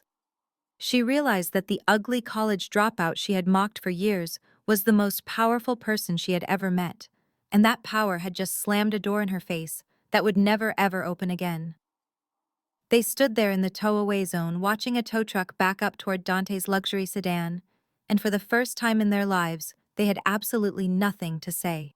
The heavy oak door of the Miller residence had not been opened for guests in years, only for deliveries and complaints. When the doorbell rang at 10 in the morning, it cut through the stagnant silence of the house like a knife. Bernard sat in his recliner, nursing a cup of lukewarm tea and a bruised ego. Since the humiliation at Phoenix Care 2 days ago, he had been stewing in a volatile mixture of shame and rage. He expected Jasmine to come crawling back. He expected her to realize she had embarrassed the family and appear on the doorstep with an apology check in hand. He struggled out of the chair, his joints popping a sound he usually exaggerated to gain sympathy, but today he ignored it. He moved to the door expecting to see his daughter's repentant face. Instead, he found a stranger. A man in a nondescript windbreaker stood on the porch holding a thick manila envelope. He did not smile. He did not offer a greeting. He simply asked if he was Bernard Miller. Bernard drew himself up, trying to project the authority he felt he was owed. He confirmed his identity and reached for the envelope, assuming it was the apology he had been waiting for. Perhaps it was a deed. Perhaps it was a settlement. Jasmine was wealthy now, after all. She probably sent a courier because she was too ashamed to face him. The thought brought a smug smile to his lips as he snatched the package. The courier turned and walked away without a word, not waiting for a tip or a thank you. Bernard slammed the door and marched back into the living room, where his wife Martha was nervously folding laundry on the sofa. She looked up, her eyes rimmed with red. She asked who it was. Bernard waved the envelope triumphantly. He told her it was from Jasmine. He said she finally came to her senses. He tore the top of the envelope open, his fingers trembling with greed. He pulled out the stack of papers, but as he unfolded them, his smile faltered. There was no check. There was no handwritten note of apology. There was only the cold, stark seal of the county court. Restraining order. The words seemed to float on the page, mocking him. He read the first paragraph, his face turning a deep shade of crimson. It was a legal mandate barring him and Martha and Chloe and Dante from coming within 500 feet of Jasmine Miller, her home, or any Phoenix Care facility. It cited harassment, aggressive behavior, and threats of physical intimidation. Bernard threw the papers onto the coffee table, scattering the neatly folded towels. He screamed. It was a raw, animalistic sound of disbelief. He shouted that she was insane. He shouted that she was trying to treat her own father like a criminal. Martha picked up the papers, her hands shaking. She read the lines detailing the incident at the conference room. She whispered that the neighbors would find out. She worried about what the church group would say if a police car ever showed up at their house. But Bernard was not worried about the neighbors. He was consumed by the audacity of it. After he gave her life, after he put a roof over her head for 18 years, this was how she repaid him, with a piece of paper that treated him like a stalker. He paced the room, his breathing ragged. He felt like the victim of the greatest injustice in history. He had gone to that clinic to help her, to guide her, and she had thrown him out. And now this. He looked at his phone sitting on the side table. A dark idea began to form in his mind. If she wanted to use the law to silence him, he would use the world to shame her. He knew he could not win a legal battle against her high-priced lawyers. But in the court of public opinion, the wealthy daughter abandoning her sick elderly parents was a villain that everyone loved to hate. He grabbed his phone and opened his social media app. He had a modest following, mostly relatives and community members, but he knew how these things worked. People loved a tragedy. He sat down and began to type. He did not write about storming her office. He did not write about Chloe demanding coffee. He wrote a story that never happened. He wrote about a father's broken heart. He typed a caption that dripped with manufactured sorrow. He wrote that he never thought he would see the day when his own daughter would ban him from seeing her. He wrote that he and her mother were old and frail and just wanted to see if she was okay after not hearing from her for months. He claimed they went to her office with flowers and were thrown out by security guards because she was too important for them now. He paused, looking for the perfect image to accompany the lies. He found an old photo of himself and Martha sitting on a park bench looking tired and weathered. It was from a vacation years ago, but out of context, it looked like two abandoned seniors. He uploaded it. He continued typing, adding phrases designed to trigger outrage. He used words like unfilial and heartless. He wrote that money changes people. He said he didn't want a dime from her, he just wanted his little girl back, but she had traded her family for a bank account. He ended the post with a plea asking the community to pray for them, and to pray that Jasmine would find her way back to God and family. He hit post. The reaction was almost immediate. The comments started rolling in within minutes. At first, it was just confused relatives asking what happened. Then came the outrage from the church members. They called Jasmine a disgrace. They offered prayers for Bernard and Martha. They shared the post, adding their own captions about how terrible the younger generation had become. Bernard watched the numbers climb. 10 shares, 50 shares, 200 likes. The dopamine hit was intoxicating. He felt powerful again. He was controlling the narrative. He was painting her as a monster, and the world was believing him. He read the comments out loud to Martha, who sat weeping softly. He told her to listen to this. He told her that everyone was on their side. He said Jasmine would see this and be shamed into lifting the order. She would have to beg for their forgiveness to save her reputation. Across town in the sleek glass office on the top floor of Phoenix Care, Jasmine was in the middle of reviewing patient satisfaction surveys when her personal phone buzzed. Then it buzzed again. And again. It began to vibrate continuously, dancing across the polished surface of her desk. She frowned and picked it up.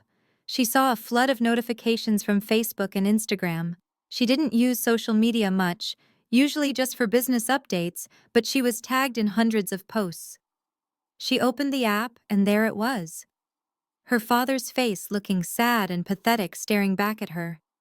She read the caption. Her stomach turned. The lies were so bold, so calculated. He had omitted the insults, the demands for money, the years of neglect. He had crafted a perfect victim narrative. She scrolled down to the comments. Strangers, people she had never met, were tearing her apart. Someone named user Karen77 wrote that she hoped this daughter rots in hell for treating her parents this way. Another user wrote that this is what happens when women prioritize careers over family. There were hundreds of them. A mob of digital judges, jury, and executioners, all passing a verdict based on the lies of a narcissist. For a moment, Jasmine felt the old panic rising. The little girl inside her, who just wanted her daddy to love her, wanted to scream. She wanted to reply to every comment. She wanted to post the security footage from the conference room. She wanted to show them the text messages where Dante called her a cash cow. She wanted to explain that the restraining order was for her safety, not her cruelty. Her hand hovered over the reply button. Her heart was pounding against her ribs. She felt misunderstood. She felt exposed. It felt like the entire world was gathering in the schoolyard to point and laugh at her, just like when she was a child. But then she looked around her office. She saw the awards on the shelf. She saw the view of the city she had conquered. She remembered the look of fear in Dante's eyes when she stood her ground. She was not that little girl anymore. And playing his game, getting down in the mud to argue with strangers on the internet, was exactly what he wanted. He wanted a reaction. He wanted to drag her back into his chaotic orbit. She put the phone down, face down on the desk. She closed her eyes and took a deep breath, inhaling for 4 counts and exhaling for 4. She centered herself. She realized that this was not a defeat. This was an escalation. And in her world, escalation was handled strategically. She reached for her office landline and dialed a number she knew by heart. It rang twice before a sharp professional voice answered. It was her attorney. Jasmine kept her voice steady, devoid of the emotion that was threatening to choke her. She told him that she needed him to see a post her father had just made. She told him to screenshot everything, The post, the comments, the shares. The lawyer clicked away on his keyboard on the other end. There was a moment of silence as he read the lies. Then he let out a low whistle. He told Jasmine that this was actually good news. Jasmine asked how being vilified by half the town could possibly be good news. The lawyer explained. He said that Bernard had just committed libel. He had made verifiable false statements that were damaging her professional reputation and her business. By claiming she threw them out because she was arrogant, rather than because they were trespassing and disrupting medical operations, he had crossed a legal line. The lawyer said that up until now, the restraining order was a defensive move. But this post gave them the ammunition for an offensive move. They could sue for defamation. They could demand a public retraction. And most importantly, they could show the judge that the harassment was continuing even after the order was served. Jasmine listened and felt the tension in her shoulders release. Bernard thought he was winning. He thought he was punishing her. But in his arrogance, he had just handed her the weapon she needed to silence him permanently. She told the lawyer to proceed. She told him to draft a cease and desist letter for the defamation and to prepare the filing for the lawsuit. She told him she wanted it served tomorrow. She hung up the phone and looked back at her mobile, which was still buzzing with hate. She didn't turn it off. She didn't block the notifications. She let them come. Every hateful comment was another piece of evidence. Every share was another dollar in the settlement she would eventually force him to donate to charity. Back at the Miller house, Bernard was refreshing the page for the 100th time. The post had gone viral locally. A local news blog had even picked it up asking if family values were dead. He felt a surge of triumph. He turned to Martha and told her that they had her now. He said the pressure would be too much. By tomorrow morning, Jasmine would be calling, begging them to take the post down. He leaned back in his recliner, satisfied with his work. He had no idea that he had just signed his own financial and legal death warrant. He had no idea that the daughter he thought he could bully into submission was currently calculating the exact cost of his lies. He thought he was the hero of a tragedy, but he was actually the villain in a legal thriller, and the closing credits were about to roll. Jasmine stood up and walked to the window, looking out over the city. The sun was setting, casting long shadows across the streets. She touched the glass, feeling the cool surface. She whispered to the empty room that if he wanted a war, he would get one. But she wouldn't fight with Facebook posts. She would fight with the full weight of the law. And this time she wouldn't stop until he understood that she was untouchable. The automatic doors of the upscale market slid open with a soft, hydraulic hiss, welcoming Jasmine into the climate-controlled sanctuary of fresh produce and artisan breads. It was Sunday morning, a time when the aisles were usually filled with families planning their weekly meals and neighbors catching up over the cheese counter. Jasmine had debated ordering her groceries for delivery. She knew the climate outside her penthouse was hostile. She knew her father's social media post had spread through their tight-knit community like a contagion, infecting minds and turning friends into judges. But hiding felt like an admission of guilt. Hiding felt like being the scared little girl locked in her bedroom while her family laughed downstairs. So she put on her sunglasses, she picked up her designer handbag, and she walked into the lion's den. For the first few minutes, it seemed like business as usual. She selected a carton of organic strawberries. She examined the avocados for ripeness. The store was busy, the air filled with the low hum of conversation and the beep of scanners. But then the atmosphere shifted. It wasn't sudden, it was a ripple effect. A woman in the dairy aisle looked up, saw Jasmine, and immediately nudged her husband. The husband turned, his eyes narrowing in recognition. He whispered something, and the woman shook her head, her expression curdling into a mask of disgust. Jasmine felt the change on her skin like a drop in temperature. She kept her back straight, her movements deliberate and calm. She placed a bottle of almond milk in her cart. She could hear the whispers now. They were not trying to be quiet. They wanted her to hear. Someone whispered that she has some nerve showing her face here. Another voice muttered that money really is the root of all evil. Look at how she dresses while her parents starve. Jasmine tightened her grip on the handle of the shopping cart. until her knuckles turned white. These were people she had grown up with. That was Mrs. Higgins, who used to teach her Sunday school. That was the baker who made her 16th birthday cake. They didn't know the truth. They didn't know about the emotional abuse or the financial exploitation. They only knew the story Bernard had spun, a story of a poor, abandoned father and a cold, wealthy daughter. She turned the corner into the baking aisle and found her path blocked. Standing there, effectively barricading the way to the flour and sugar, was Mrs. Gable. Mrs. Gable was a pillar of the community, the head of the charity league, and one of her mother's closest allies. She was a woman who wielded her morality like a weapon. Jasmine stopped. She offered a polite nod and tried to move around the cart. Mrs. Gable did not move. She crossed her arms over her chest, her eyes scanning Jasmine from head to toe with a look of profound disappointment. Mrs. Gable spoke loud enough for the entire aisle to hear. She said she saw the post, Jasmine. She said she could not believe that a girl raised in this town could turn her back on her own flesh and blood.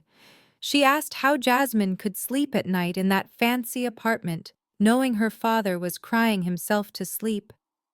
The aisle went silent. Shoppers pretended to look at the spices, but every ear was tuned to the confrontation. This was the public shaming they had all been waiting for.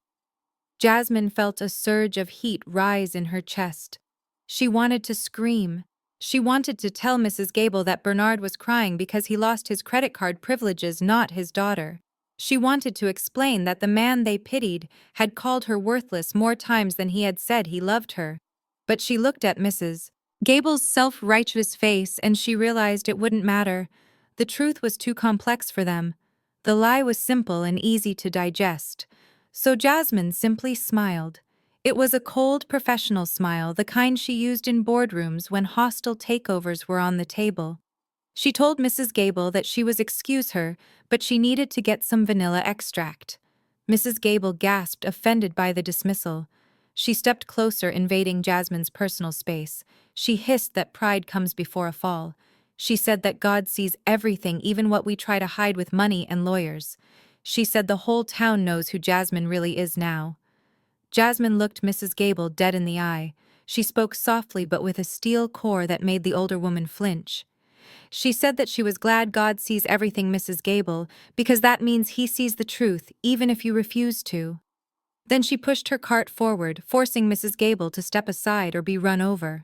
She finished her shopping with her head held high, walking through the gauntlet of stares and whispers. She paid for her groceries, while the cashier avoided eye contact, scanning the items with aggressive speed. As she walked out to the parking lot, she could feel their eyes on her back burning with judgment. They thought they had won. They thought they had shamed her. They were wrong. Jasmine got into her car, and the silence of the luxury interior wrapped around her like a shield. She didn't cry. She didn't pound the steering wheel. She sat there for a moment, watching the shoppers exit the store, watching them gossip and laugh. Then she pulled out her phone. She dialed a number. It was Sunday, but the man on the other end answered on the first ring.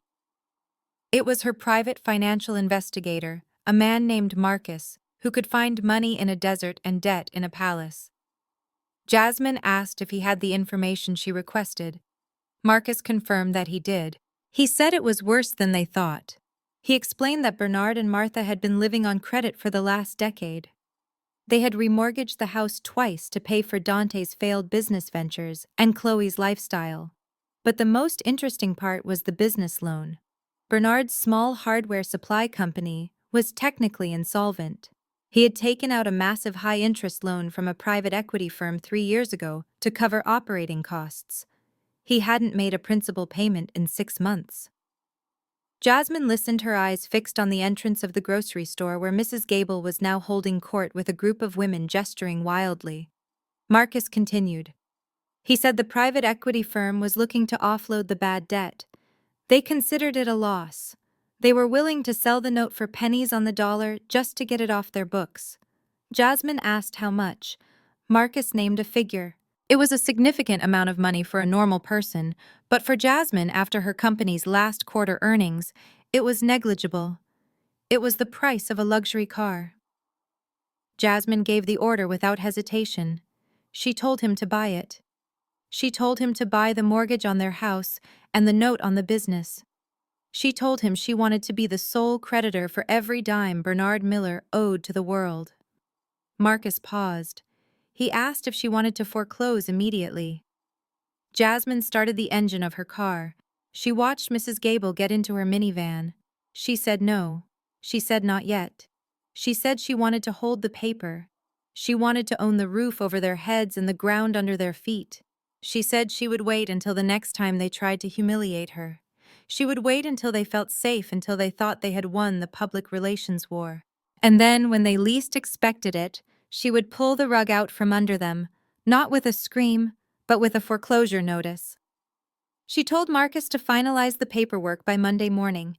She wanted her name on those deeds before the ink was dry.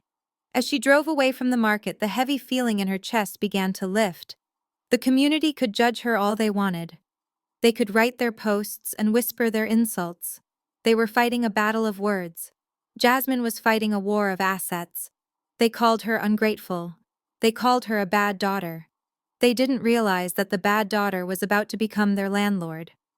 She drove back to her penthouse, turning up the music, letting the bass vibrate through the seats. The sting of the grocery store encounter was fading, replaced by the cold, hard satisfaction of strategy. Bernard had used the community to attack her reputation. He had weaponized their pity. But he had forgotten the golden rule of business. Never attack someone who has more leverage than you. By tomorrow morning, Jasmine would effectively own her parents' lives. Every time Bernard sat in his recliner to write a nasty post about her, he would be sitting in a chair that effectively belonged to her.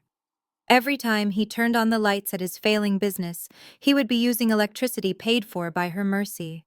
It was a terrifying amount of power. And for the first time in years, Jasmine didn't feel afraid of them. She felt like the predator watching the prey walk blindly into a trap. She pulled into her underground garage, the darkness welcoming her. She parked her car and looked at her reflection in the rearview mirror. She didn't see a victim. She saw a CEO. And CEOs didn't get mad at bad press. They just bought the newspaper. She took the elevator up to her apartment, her mind already moving to the next step. She would let the lawsuit for defamation land on Tuesday. She would let them scramble to find a lawyer they couldn't afford. And when they realized they were broke, when they went to the bank to ask for another loan to fight her, they would find out that the bank was closed, and the new owner was the daughter they had just publicly disowned. The boycott didn't matter. The whispers didn't matter. Jasmine walked into her living room and poured herself a glass of water. She stood by the window, looking out over the city that rejected her.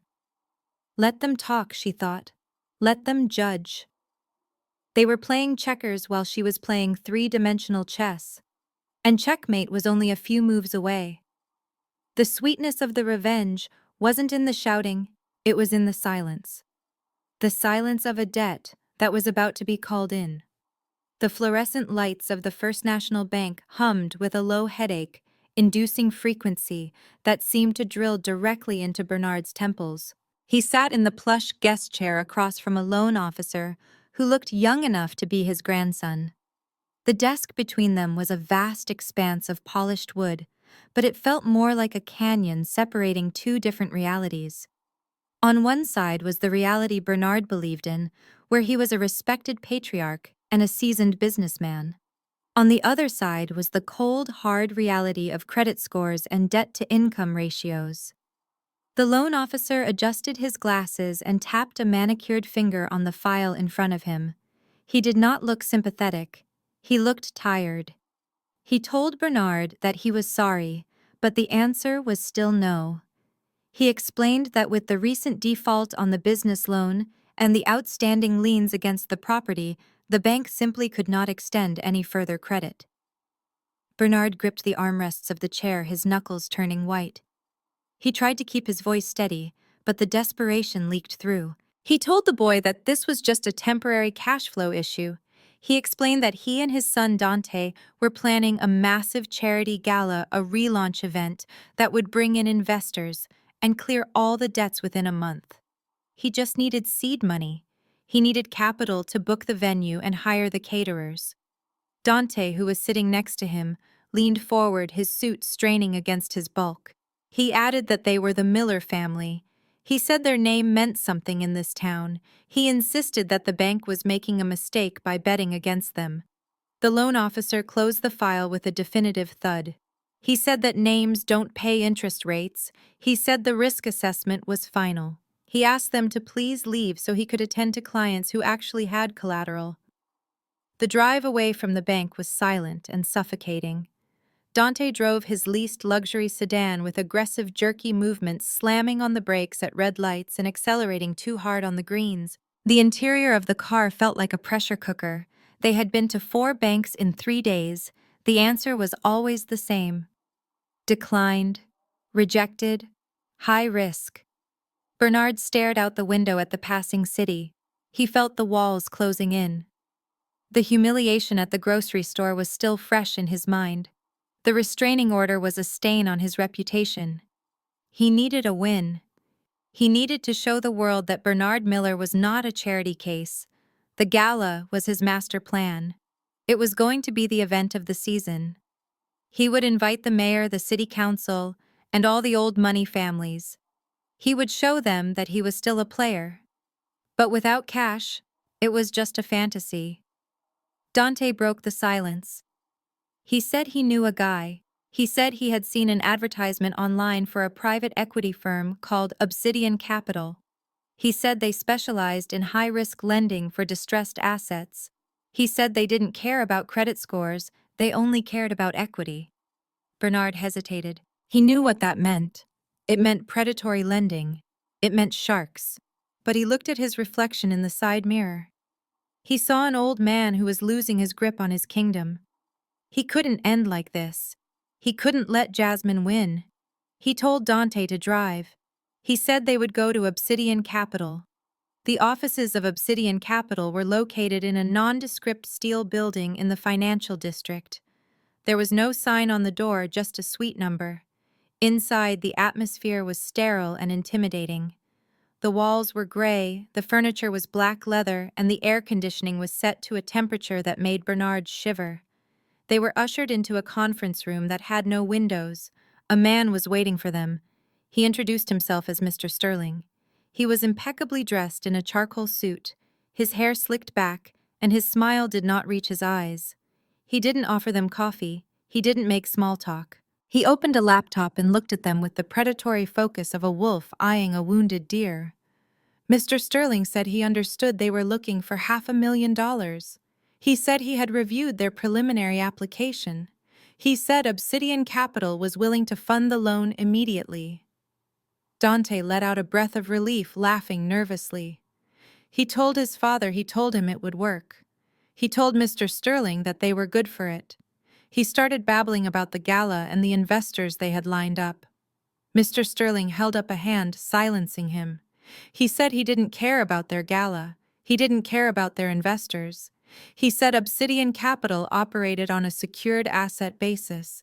He said they would lend the money, but they needed collateral that exceeded the value of the loan. Bernard felt a cold knot form in his stomach. He asked what kind of collateral. Mr. Sterling slid a document across the table. It was a property lien. He pointed to the line at the bottom.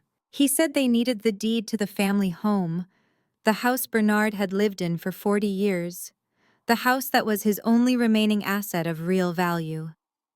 Bernard stared at the paper. That house was his sanctuary. It was the only thing Jasmine hadn't touched. If he lost the house, he and Martha would be on the street. He looked up at Mr. Sterling. He asked about the interest rate. Mr. Sterling smiled, revealing perfectly white teeth. He said the rate was 20% monthly compounding.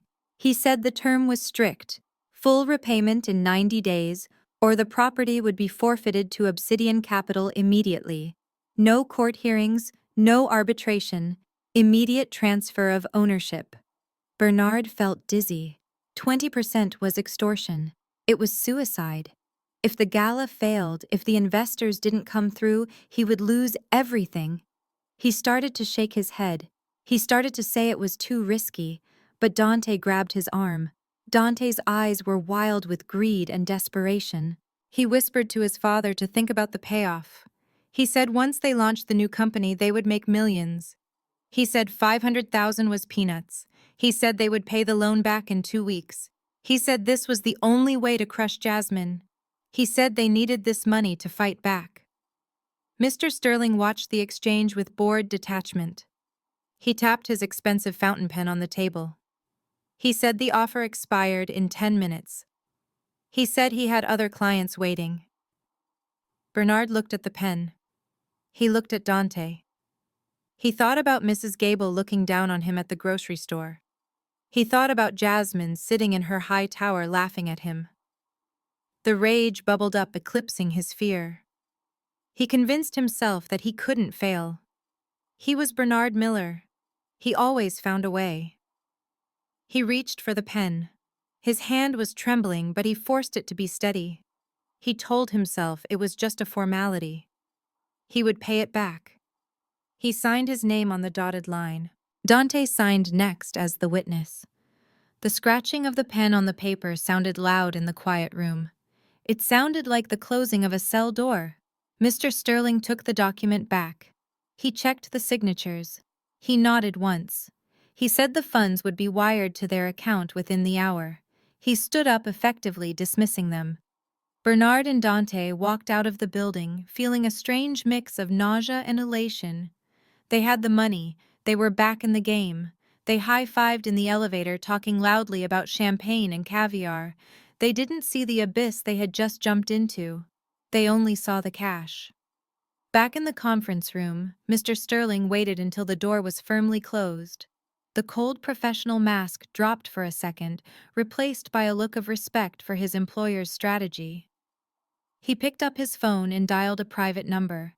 He waited for the click on the other end. He spoke clearly. He told the person on the other line that they signed. He said the house is secured. On the other end of the line in her sunlit office, Jasmine listened to the report. She was looking at a digital map of the city. A small red pin marked her parents' house. She watched as the status of the pin changed on her private server from pending to acquired. She thanked Mr. Sterling and hung up. She didn't smile. It wasn't funny. It was tragic. She had known they would do it.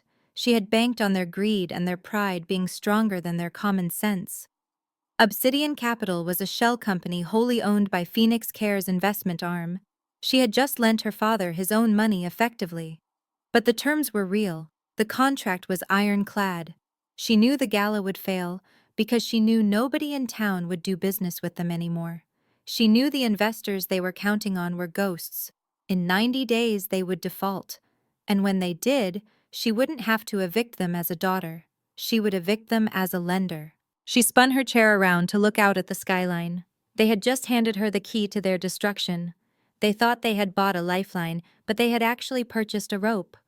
Meanwhile, Bernard and Dante were celebrating at a steakhouse, ordering the most expensive bottle of wine on the menu. They were toasting to the future. They were toasting to their comeback. They were loud and obnoxious, oblivious to the glances of the other patrons. Bernard raised his glass. He said to family. He said to showing that ungrateful girl who is really in charge. Dante clinked his glass against his father's. He grinned. He said she won't know what hit her. The wine tasted like victory to them. But if they had looked closely at the bottle, they might have realized it was bitter. They were drinking on borrowed time. The clock had started ticking the moment the ink dried. 90 days. The countdown to total ruin had begun, and they were cheering for it. As the waiter brought the bill, Bernard slapped his credit card down the card that was now backed by the high-interest loan. He felt powerful. He didn't feel the weight of the house slipping off his shoulders. He didn't feel the ground crumbling beneath his feet. He was a man falling from a skyscraper who thinks he is flying because he hasn't hit the pavement yet. But the pavement was coming, and it was coming fast. The morning sun streamed through the blinds of Bernard Miller's newly renovated office, casting long, sharp shadows across the mahogany desk that had cost more than his first car. The air smelled of expensive espresso and the crisp scent of fresh money. For the first time in months, Bernard felt like himself again. The crushing weight of the restraining order and the public humiliation at the grocery store felt like distant memories, nightmares, that had dissolved in the light of his new venture. He leaned back in his leather chair listening to the satisfying creak of the upholstery. He adjusted his silk tie and looked at the blueprint spread out before him. It was the layout for the Miller Charity Gala, the event that would silence his critics and restore his family to the top of the social hierarchy. He had used a significant portion of the loan from Obsidian Capital to secure the grand ballroom at the city's most historic hotel. He had hired the best caterers. He had ordered thousands of dollars worth of exotic flowers. Dante paced the room, his energy frantic and electric. He was on his phone barking orders at a graphic designer about the font size on the invitations. He hung up and turned to his father, a grin plastered on his face. He said everything was falling into place. He said the RSVPs were trickling in, but once they announced Mr. Sterling as the keynote sponsor, the floodgates would open.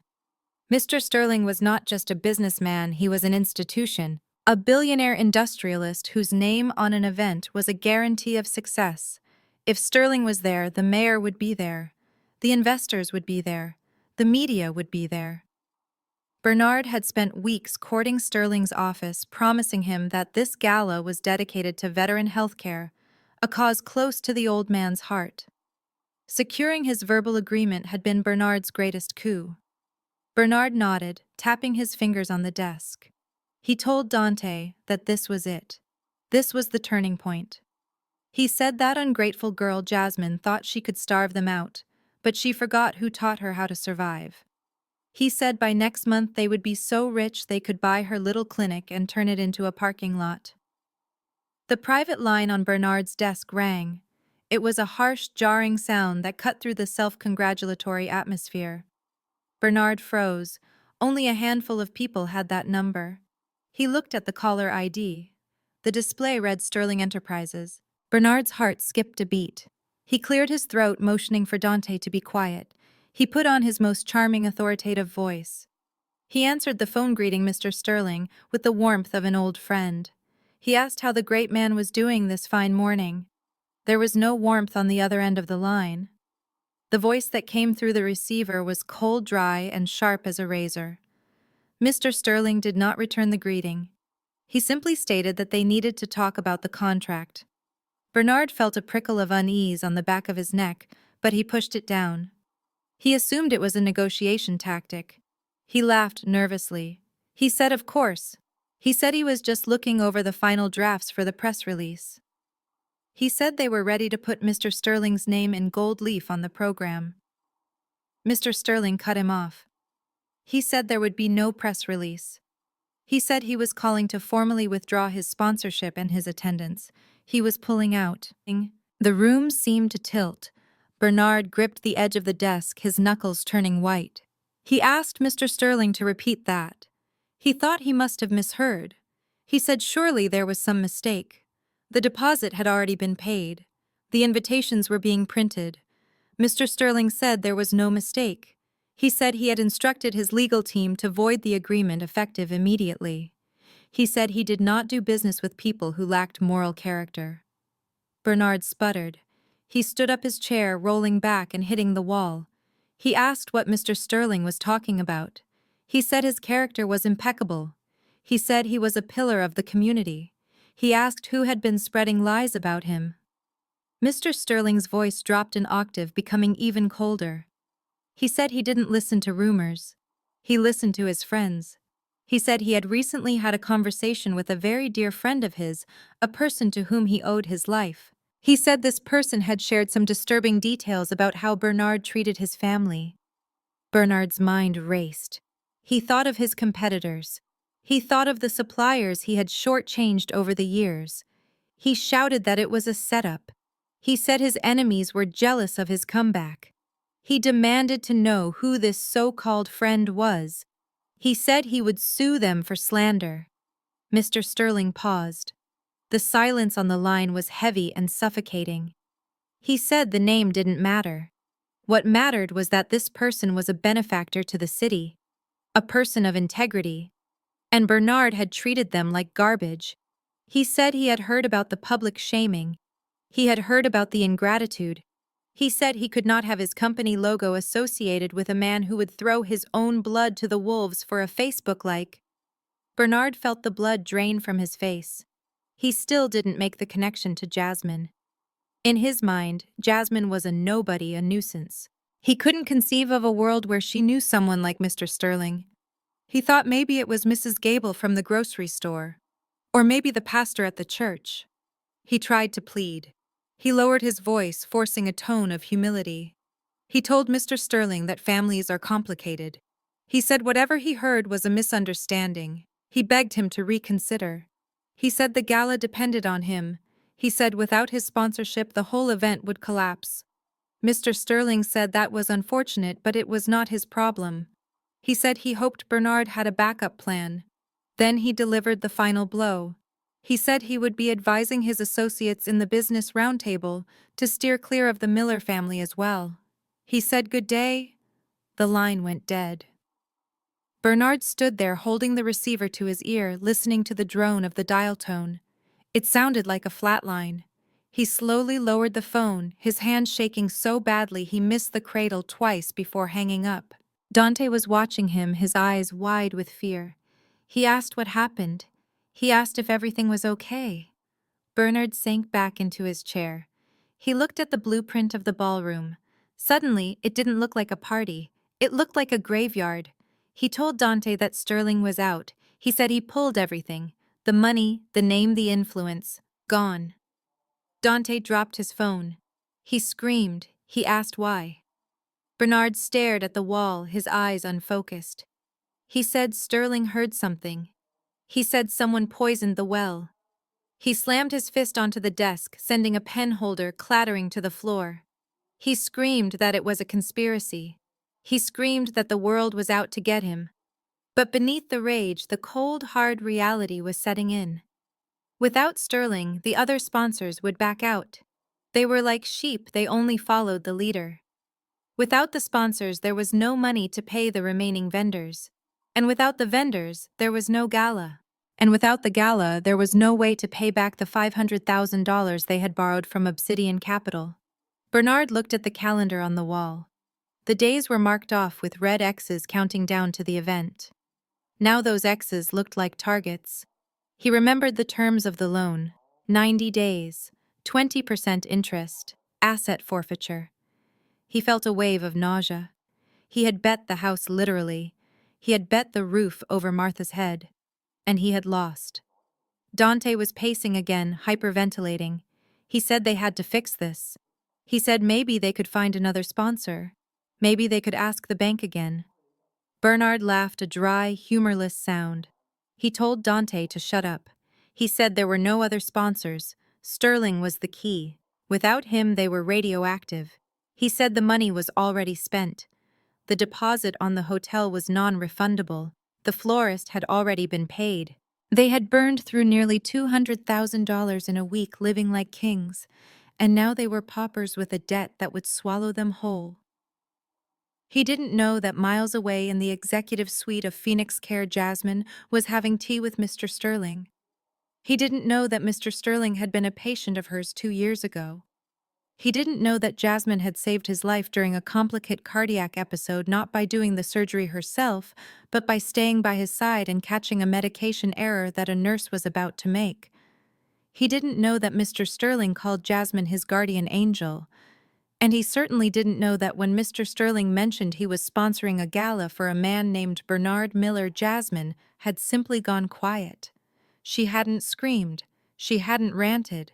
She had simply looked down at her tea and said, "He is my father, and I have a restraining order against him because he threatened my safety." That was all it took, one sentence, one truth. And Bernard's house of cards had collapsed. Back in the office, the silence was deafening. The smell of expensive coffee now made Bernard sick. He looked at the window.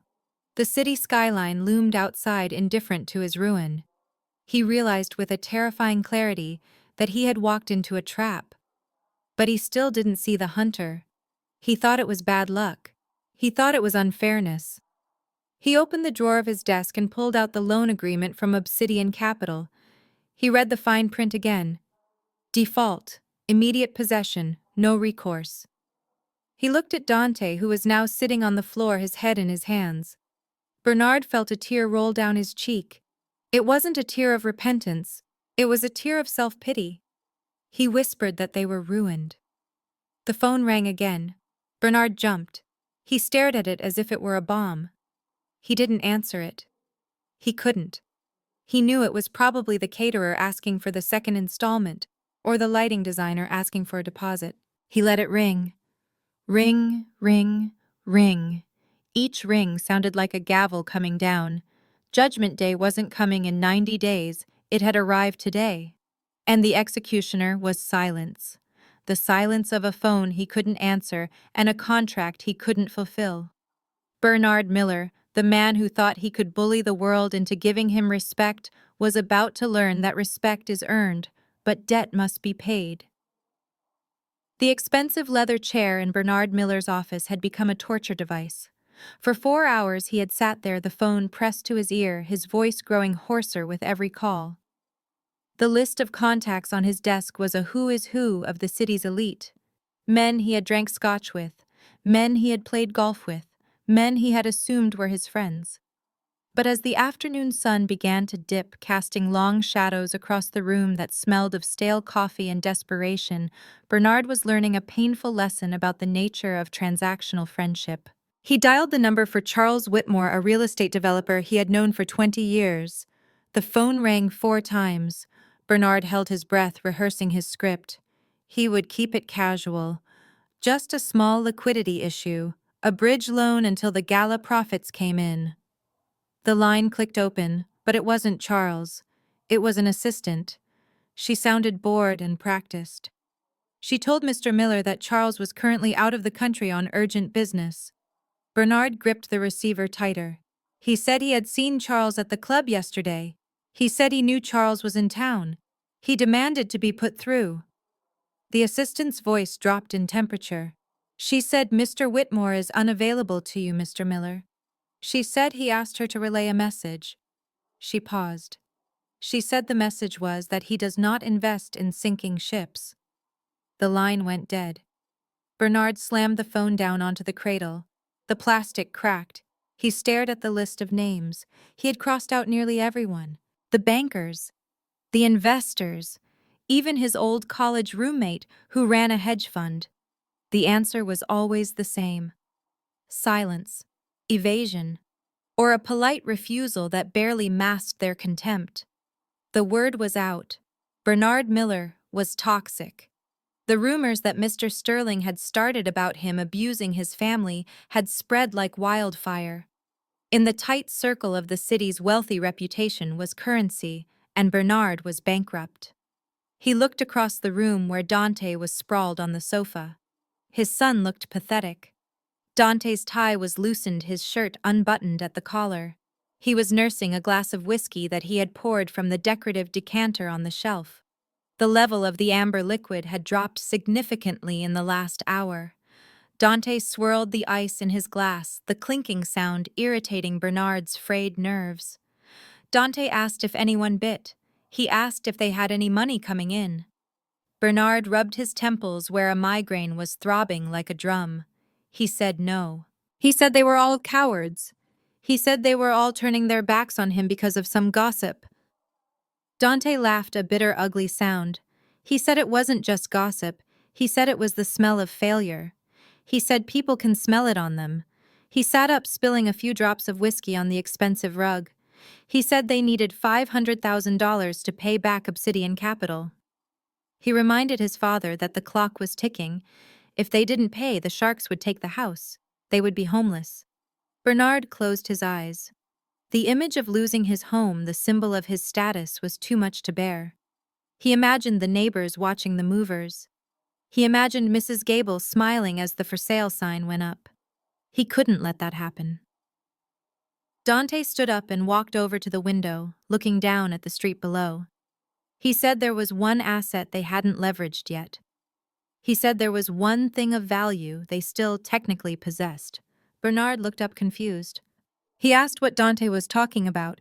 He said they had mortgaged everything, the house, the business, even the cars. Dante turned around, and the look in his eyes made Bernard's blood run cold. It was a look of pure calculation, devoid of any humanity. It was the look of a man who would sell his own soul to save his skin. Dante said they didn't own a thing. They owned a person. He walked back to the desk and leaned over, placing his hands on the mahogany surface. He whispered the name. Jasmine. Bernard scoffed. He waved his hand dismissively. He said Jasmine was the cause of this mess. He said she had cut them off. He said she had a restraining order. She wasn't going to give them a dime. Dante shook his head slowly, a predator's smile playing on his lips. He said he wasn't talking about asking her for money. He was talking about selling her. Bernard stared at his son. He asked what he meant. Dante took a sip of whiskey, his eyes gleaming. He said he had been talking to Mr. Vance. Bernard stiffened. Arthur Vance was a name that was whispered in polite society. He was a mining magnate, a man worth hundreds of millions, but he was a pariah. He was 70 years old, gross obese, and known for his violent temper. He had buried 3 wives. Rumors swirled about how they died, but his money always silenced the police.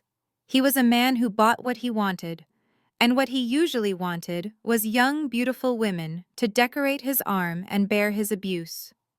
Dante continued. He said he ran into Vance at the cigar bar last week. He said Vance was complaining about his current mistress. He said Vance was looking for something more permanent, something respectable, a wife from a good family, someone who could give him an heir or at least look good in a photograph. Bernard felt a wave of nausea, but he didn't stop Dante. He listened. Dante said he showed Vance a picture of Jasmine. He showed him the photo from her graduation, the one where she looked innocent and obedient. He said Vance was interested. Very interested. Dante lowered his voice to a conspiratorial whisper. He said Vance offered a dowry, a bridal gift. He said Vance is old school. He believes in paying the father for the bride. He offered $1 million, cash, no questions asked. Bernard sat back in his chair. The room seemed to spin. $1 million. It was enough to pay off Obsidian Capital. It was enough to save the house. It was enough to relaunch the business. It was salvation.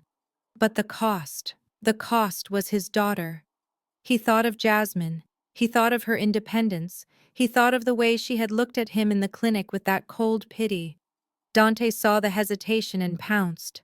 He walked around the desk and put a hand on his father's shoulder. He said, "Think about it, Dad. She is 30 years old. She is unmarried. She is wasting her life playing doctor in that clinic. She needs a husband. She needs a man to tame her." He said they would be doing her a favor. Vance is a billionaire. She would live in a palace. She would have private jets and jewelry. Sure, he is a little rough. Sure, he is old. But that is the price of luxury. She would be set for life. And we would be saved. Bernard looked at the phone that had been silent for so long. He looked at the cracked plastic where he had slammed it down. He looked at the empty list of friends. He realized he had no other options. The morality of it flickered in his mind for a brief second, and then was extinguished by the overwhelming fear of poverty. He looked at Dante. He asked how they could possibly make her agree. She hates them. She has the law on her side. Dante shrugged as if it was a minor detail. He said they wouldn't give her a choice. He said they would stage an intervention, a family reconciliation. They would lure her in, maybe use Mom, tell her Mom is sick, dying. She would come. She always had a soft spot for Mom. Once she was in the house, they would have Vance waiting. They would create a situation where she had to say yes. They would find dirt on her, or they would simply force the issue. He said once the marriage license is signed and the money is transferred, it doesn't matter what she screams. Vance would take her to his private island. She would be his problem then. Bernard felt a chill run down his spine. It was kidnapping. It was trafficking. It was evil. But then he looked at the unpaid bills stacked on the corner of his desk. He looked at the lifestyle he was terrified to lose. He justified it to himself. He told himself it was tradition. Arranged marriages happened all the time. He told himself Vance was a powerful man. Jasmine would eventually thank them. She would learn to love the money even if she hated the man. Bernard cleared his throat. He picked up his pen. He asked Dante if Vance was serious about the million. Dante nodded eagerly. He said cash. Upon the engagement, Bernard stared at the desk. He saw the reflection of a man he didn't recognize, but he didn't care anymore. Survival was the only thing that mattered. He told Dante to call Vance. He told him to set up a meeting. He said they would discuss the terms of the arrangement. Dante grinned, raising his glass in a toast. He said to family values. Bernard didn't raise a glass. He just sat there, feeling the darkness close in. They were going to sell his daughter like a piece of livestock to a monster. And the worst part was not that they were doing it. The worst part was that Bernard felt a sense of relief. He had found a way out. He had found a currency that the bank would accept.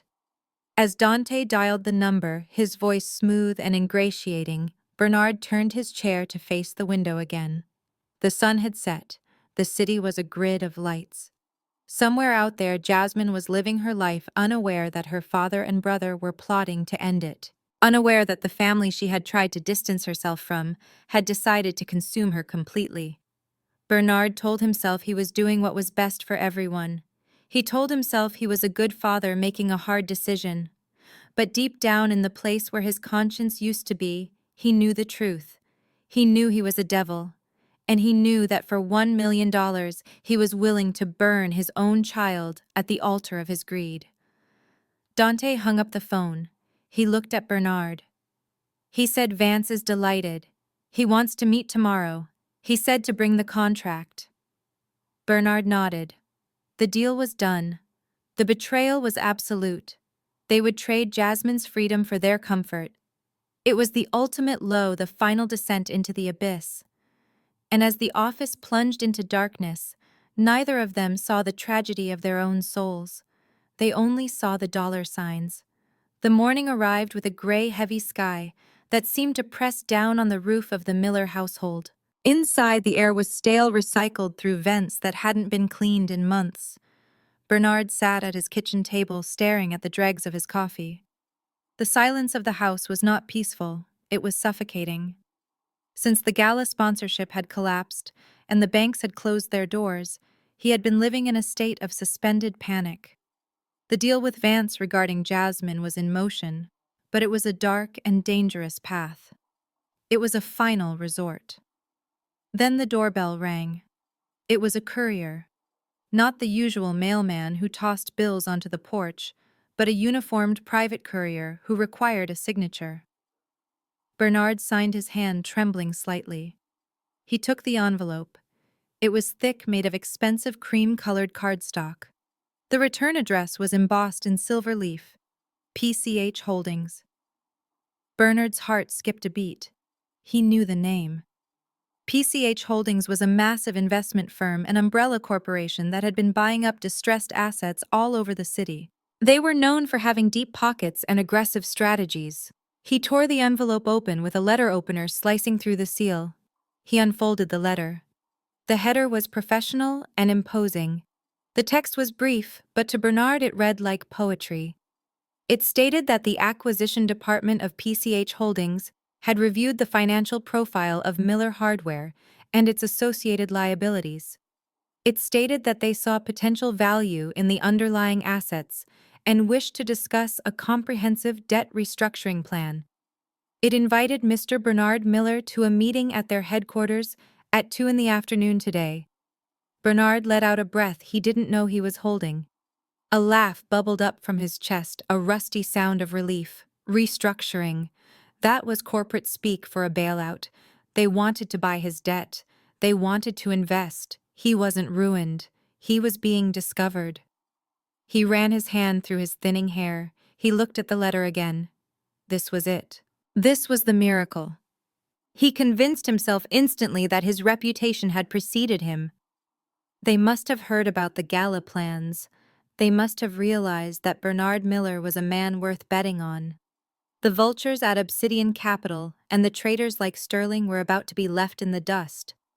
His confidence returned in a rush like a drug hitting his bloodstream. He stood up, puffing out his chest. He needed to look the part. He needed to look like a CEO who was negotiating a merger, not a beggar looking for a handout. But then a petty, vindictive thought crossed his mind. He looked at the phone. He thought about Jasmine. He thought about her arrogance at the clinic. He thought about how she had looked at him with pity. He wanted her to see this. He wanted her to witness his triumph. He wanted to drag her along not as a daughter, but as a witness to his greatness. He picked up the phone and dialed her number. He didn't care if she was working. He didn't care about the restraining order. He knew she would answer. Jasmine picked up on the second ring. Her voice was cool and detached. She simply said hello. Bernard didn't waste time with pleasantries. He told her to clear her schedule for the afternoon. He told her that he had a high-level meeting with PCH Holdings. He paused, waiting for her to be impressed. When she said nothing, he continued. He said he needed an assistant. He said Dante was busy with the lawyers and he needed someone to take notes and carry the files. He said it was time she learned how real adults did business. He expected her to refuse. He expected her to cite the court order. He was ready to threaten her, ready to say that if she didn't come, he would cut her out of the will, completely forgetting that he had nothing left to leave her. But Jasmine didn't refuse. There was a pause on the line. A long, heavy silence. Then she spoke. Her voice had a strange quality to it, almost like she was smiling. She said she would do it. She said she would be honored to see him in action. Bernard hung up, feeling a surge of power. She was breaking. She realized who held the cards. He went upstairs to dress, choosing his best navy suit, the one he wore to weddings and funerals. He tied his tie with precision. He looked in the mirror and told himself that he was a king. He drove to the address Jasmine had given him, where she agreed to meet him. She was standing on the curb, dressed in a simple gray skirt suit. She looked professional but unassuming. Bernard pulled up in his car, the one that was technically owned by the bank, and honked the horn. She got in. The car smelled of his cologne, which he had applied too liberally. He didn't say hello. He simply pointed to the back seat where a heavy leather briefcase sat. He told her to keep that safe. He said it contained the blueprints and the financial projections. He told her not to wrinkle the papers. As he drove toward the financial district, he began his lecture. He talked about the art of the deal. He told her that investors are like sharks, they can smell fear. He said the key is to walk in like you own the place. He glanced at her sideways. He told her that her little clinic job was cute, but this was the big leagues. PCH Holdings managed billions. He said she should take notes today because she might learn something that would help her get a real job one day. Jasmine sat in the passenger seat, her hands folded in her lap. She looked out the window, watching the city blur by. She nodded at the right times. She said yes, father, softly. She played the role perfectly. But Bernard wasn't looking closely enough to see the glint in her eyes. He was too busy admiring his own reflection in the rearview mirror to notice that the woman sitting next to him wasn't a student. She was the architect of the maze he was driving into. They arrived at the PCH Tower. It was a glass monolith that pierced the sky, the tallest building in the district. Bernard handed the keys to the valet with a flourish, ignoring the man's look of disdain at the older model car. He snapped his fingers at Jasmine, gesturing for her to grab the briefcase. She obeyed. She lifted the heavy bag, slinging the strap over her shoulder. It was heavy, filled with documents that were essentially worthless, but she carried it without complaint. She walked 2 steps behind him, just as he liked. They entered the lobby. It was a cathedral of capitalism. The ceilings were 3 stories high. The floors were polished granite. A massive abstract sculpture made of steel dominated the center of the room. Bernard adjusted his jacket. He walked to the reception desk where a young woman with severe glasses sat. He announced himself loudly. He said, "Bernard Miller here to see the acquisition team." He looked at his watch. He said he was right on time. The receptionist looked up. Her eyes flicked briefly to Jasmine standing behind him. There was a microsecond of recognition, a tiny widening of the eyes, but she suppressed it instantly. She looked back at Bernard. She checked her screen. She said, "Yes, Mr. Miller. You are expected on the 45th floor, the executive boardroom." Bernard smirked at Jasmine. He whispered that the 45th floor was the power floor. He said they only take the VIPs up there. They rode the elevator in silence. The numbers climbed higher and higher. Bernard checked his reflection in the mirrored walls. He fixed a stray hair. He told Jasmine to stand up straight. He told her not to speak unless spoken to. He said these people are serious. They don't have time for silly questions. The elevator dinged softly, and the doors slid open. They stepped out into a reception area that was quieter and more luxurious than the lobby. The carpet was thick, muffling their footsteps. The walls were lined with modern art. A man in a sharp suit approached them. He introduced himself as the assistant to the director. He said the director was waiting for them in the main conference room. Bernard nodded, shaking the man's hand with an aggressive grip. He said, "Excellent." He said, "Let's get down to business." The assistant led them down a long corridor. Bernard walked with a swagger, his chest puffed out. He felt the adrenaline pumping. He was about to close the deal of his life. He was about to secure his legacy. He imagined the look on Sterling's face when he announced his new partnership. He imagined paying off Obsidian Capital with a check from PCH Holdings. They reached a set of double doors made of frosted glass. The assistant opened them and stepped aside. Bernard walked in first. The room was vast. A long table stretched down the center, surrounded by empty chairs. At the far end of the table facing the door was a single high-backed leather chair. It was turned away from them, facing the floor-to-ceiling window that offered a panoramic view of the city. Bernard cleared his throat. He put on his charming smile. He spoke to the back of the chair. He said, "Good afternoon." He said he was Bernard Miller, and he was delighted to be here to discuss the future of his company. The chair did not turn. Bernard faltered slightly.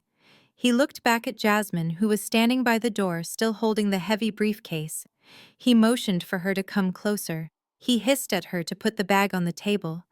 Jasmine walked forward. She moved past Bernard. She didn't put the bag on the table. She walked right past him towards the head of the table. Bernard was confused. He reached out to grab her arm. He whispered aggressively, asking what she was doing. He told her to come back here. He said, "That is the director's chair." Jasmine ignored him. She reached the end of the table. She placed the heavy briefcase on the floor with a dull thud. Then she placed her hand on the back of the leather chair. She turned to face her father. Her expression was no longer submissive. The mask had dropped. Her face was calm, cold, and terrifyingly authoritative. She looked at Bernard, who was standing there with his mouth slightly open, his hands still reaching out into empty space. She spoke. Her voice was not the voice of the daughter who fetched coffee. It was the voice of the CEO. She said, "You can sit anywhere you like, Bernard, although I prefer the seat at the head of the table." Bernard blinked. His brain couldn't process the visual data. He laughed a nervous, jerky sound. He said, "Jasmine, stop playing around." He said the director will be here any second. He told her to get away from there before she got them kicked out. Jasmine didn't move. She leaned against the chair. She said, "The director is here." She pressed a button on the table console. The blinds on the windows lowered slightly, cutting the glare. A large screen on the wall flickered to life, displaying the PCH Holdings logo. And underneath the logo, in elegant font, were the words, "A division of Phoenix Care Group." Bernard stared at the screen. Phoenix Care, the clinic, his daughter's clinic, PCH, Phoenix Care Holdings. The realization hit him like a physical blow to the stomach. The air left his lungs. He looked at Jasmine. He looked at the room. He looked at the assistant standing by the door, who was looking at Jasmine with absolute deference. He stammered. He pointed a shaking finger at her. He said, "This is a joke." He said, You are the secretary." Jasmine smiled. It was a smile that didn't reach her eyes. It was a smile of pure predatory satisfaction. She said, "No, father. I am the chairman of the board. I am the majority shareholder. And I am the one who holds your debt. She pulled out the chair, the director's chair, and sat down. She gestured to the empty chair at the opposite end of the long table, the seat furthest away from power. She said, "Please sit down. We have a lot to discuss regarding the foreclosure of your assets, and I suggest you take notes. You might learn how real adults do business." Bernard stood frozen. The briefcase he had made her carry, the symbol of his authority, lay at her feet. The trap had snapped shut. He had walked into the tiger's den, thinking he was the hunter, only to find out he was the meal. And the tiger was wearing his daughter's face. The silence in the room was absolute, broken only by the sound of his own heart hammering against his ribs, a frantic drumbeat of total and utter defeat. The elevator ride to the 40th floor of the PCH Holdings Tower was smooth and silent, a stark contrast to the chaotic noise that constantly filled the Miller household. For Bernard, this silence was the sound of money. He stood in the center of the lift, adjusting the cuffs of his shirt, checking his reflection in the polished steel doors. He looked at himself and saw a titan of industry returning to his natural habitat. He did not see a desperate man who had mortgaged his home to a loan shark. He saw a visionary who was about to be recognized by a major investment firm. Standing beside him were Dante and Chloe. They were dressed in their finest clothes outfits that had been purchased on credit cards that were now maxed out. Dante was sweating slightly, a nervous sheen on his forehead that he kept wiping away with a handkerchief.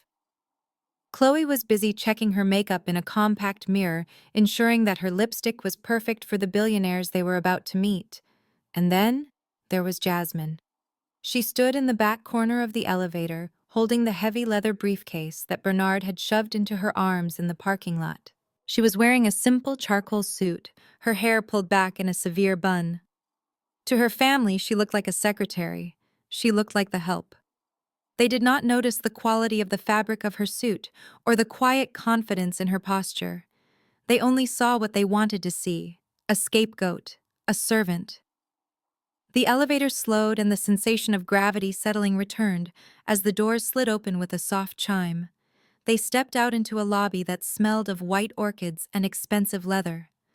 The floor-to-ceiling windows offered a panoramic view of the city, a sprawling grid of ambition and concrete that looked small from this height. Bernard took a deep breath, inflating his chest. He turned to Jasmine, snapping his fingers to get her attention. He told her to keep up and not to drag her feet. He reminded her that appearances were everything in this world and that she should try not to look so sullen. He said that if she behaved herself, he might even buy her a nice dinner afterwards to celebrate the deal he was about to sign. Jasmine said nothing. She simply adjusted the strap of the briefcase on her shoulder and followed them. Her face was a mask of professional neutrality, but inside her heart was beating with a steady, rhythmic power. This was her building. These were her floors. Every person they had passed in the lobby worked for her. But she let Bernard lead the way, letting him enjoy his delusion for just a little while longer.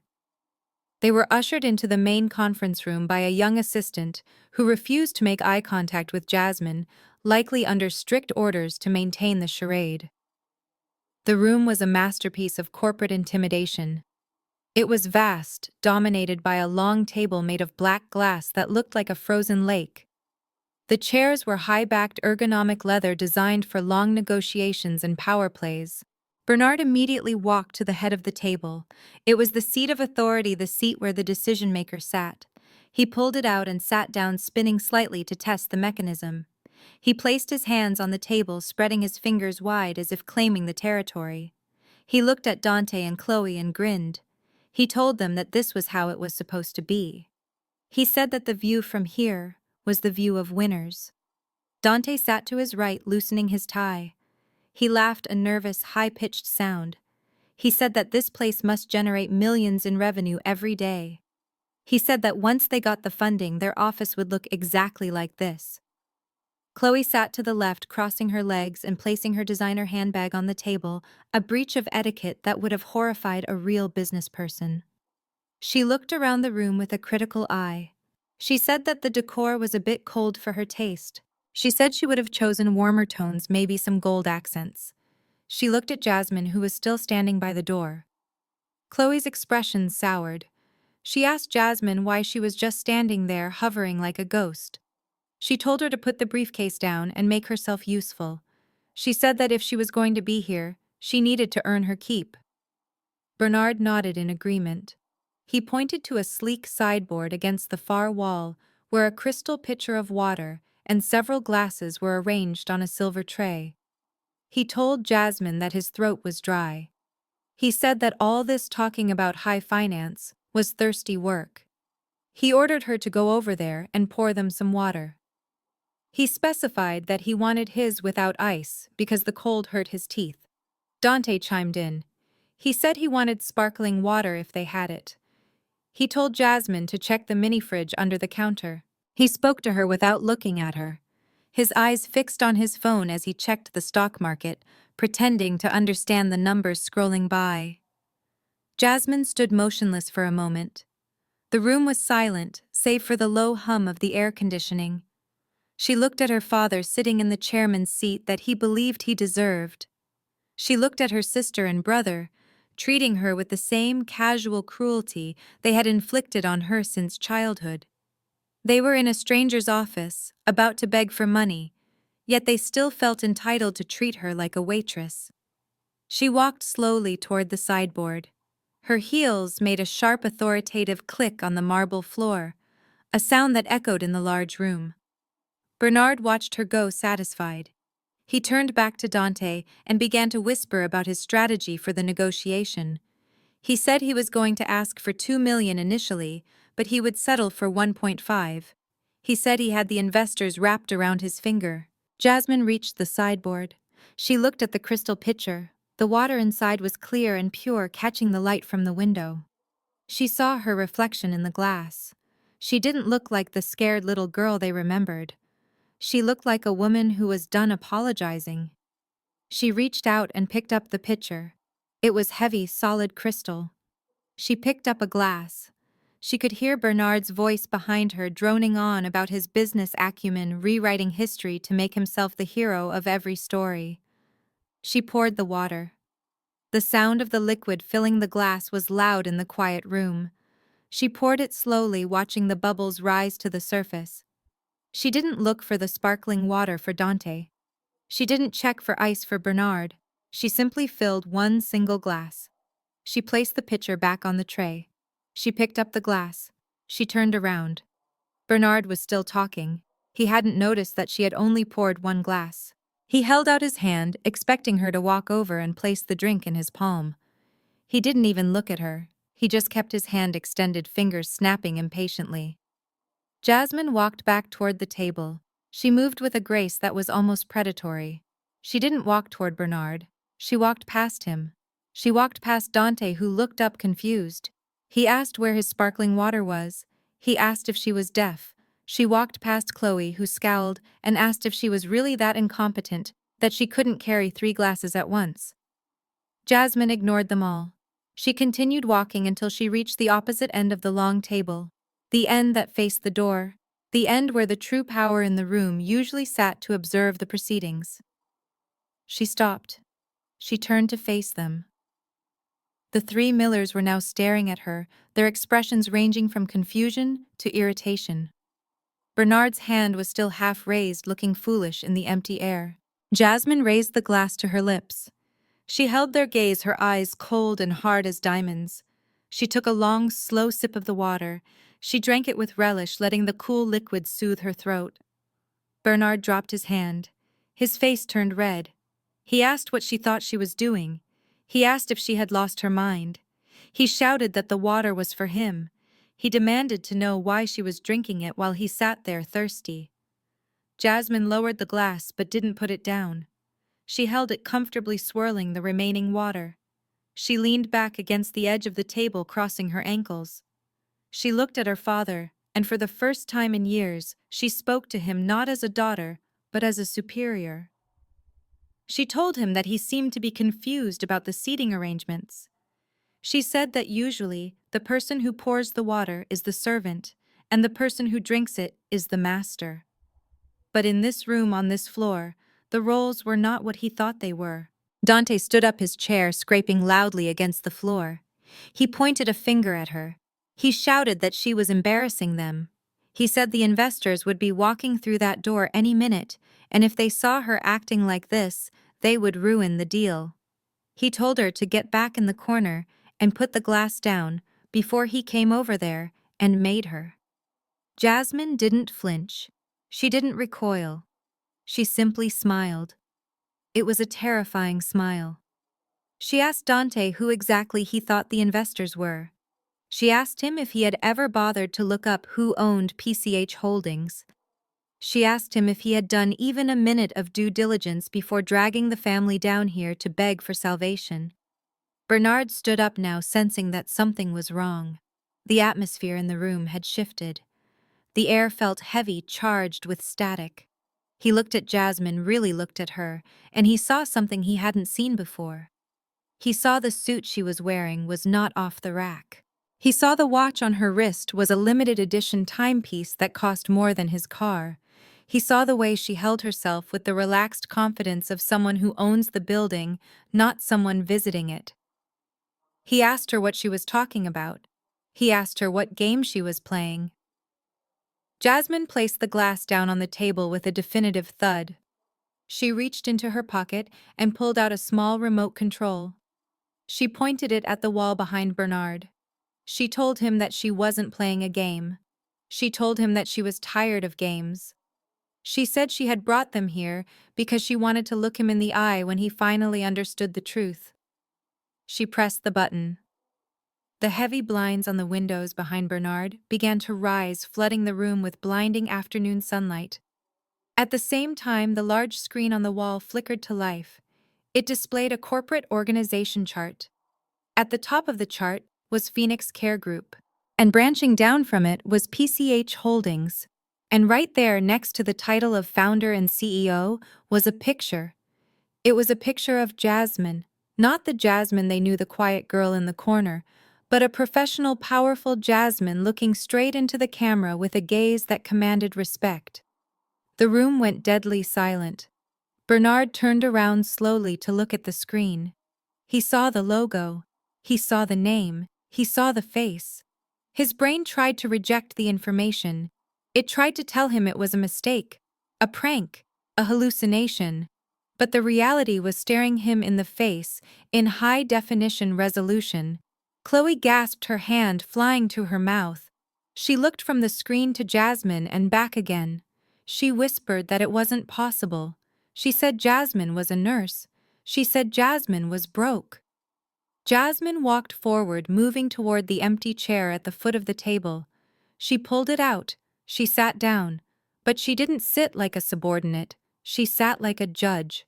She told them that she wasn't broke.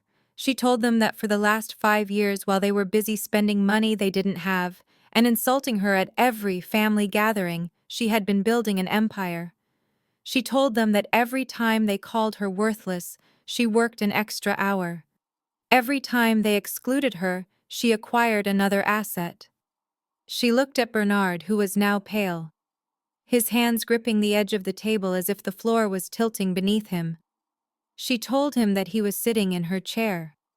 She said that he was sitting in her boardroom.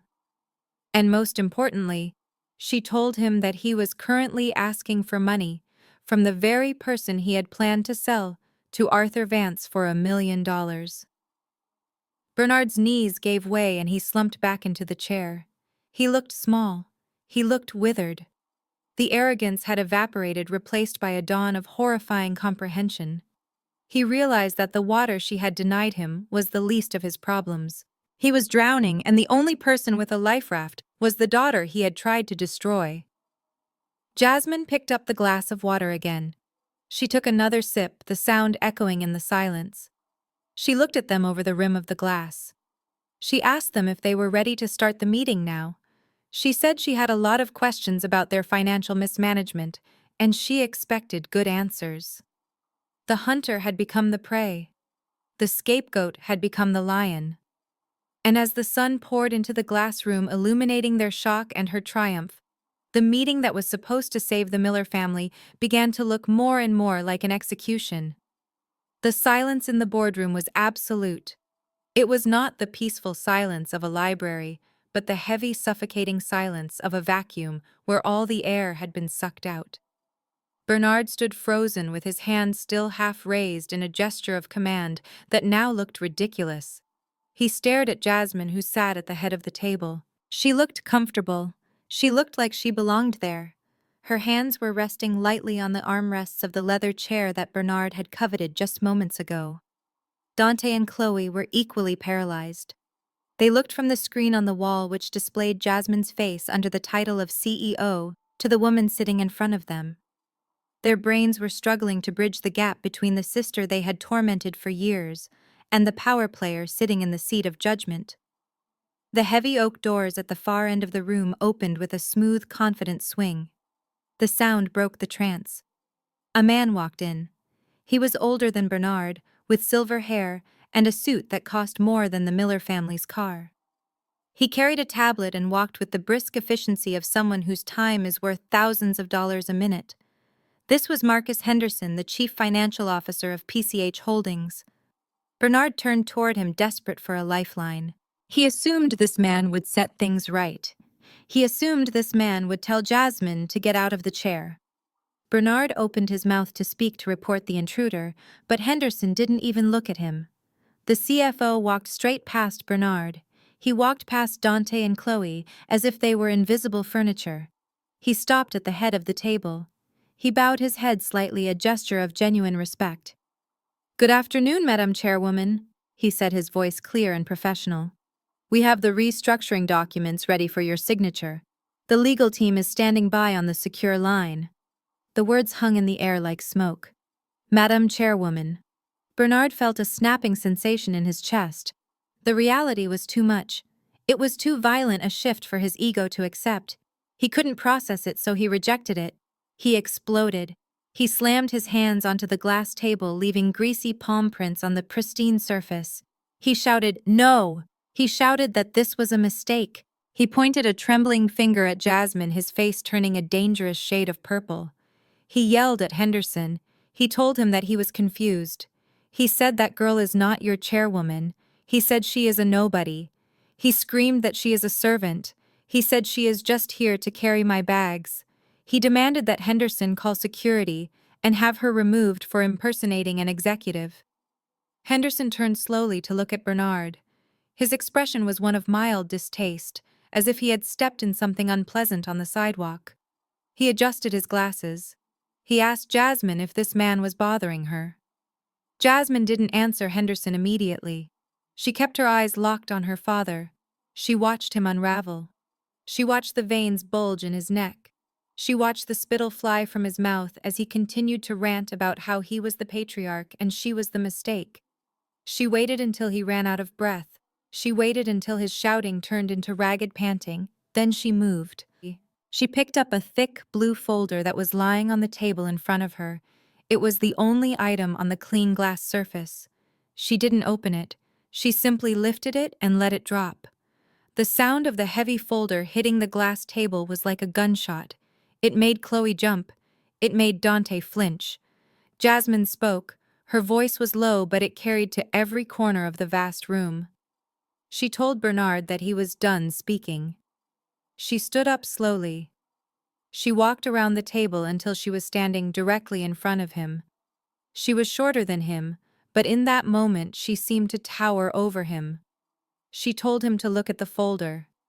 She said that inside that folder is the deed to the house he slept in last night. She said inside that folder is the promissory note he signed with Obsidian Capital 3 days ago. Bernard stared at the blue cover. He whispered that it was impossible. He said Obsidian Capital was a private equity firm.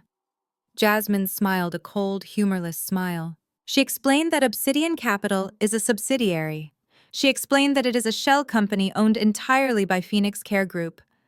She told him that she is Phoenix Care Group. She leaned in closer, her voice dropping to a whisper that was more terrifying than any scream. She said that when he went to that office to borrow money to save his vanity, he was borrowing it from her. She said that when he signed his name on that dotted line, he wasn't making a deal with a stranger. He was signing his life over to the daughter he called worthless. She reached out and flipped the folder open. The first page was a copy of the loan agreement. The second page was a transfer of ownership document.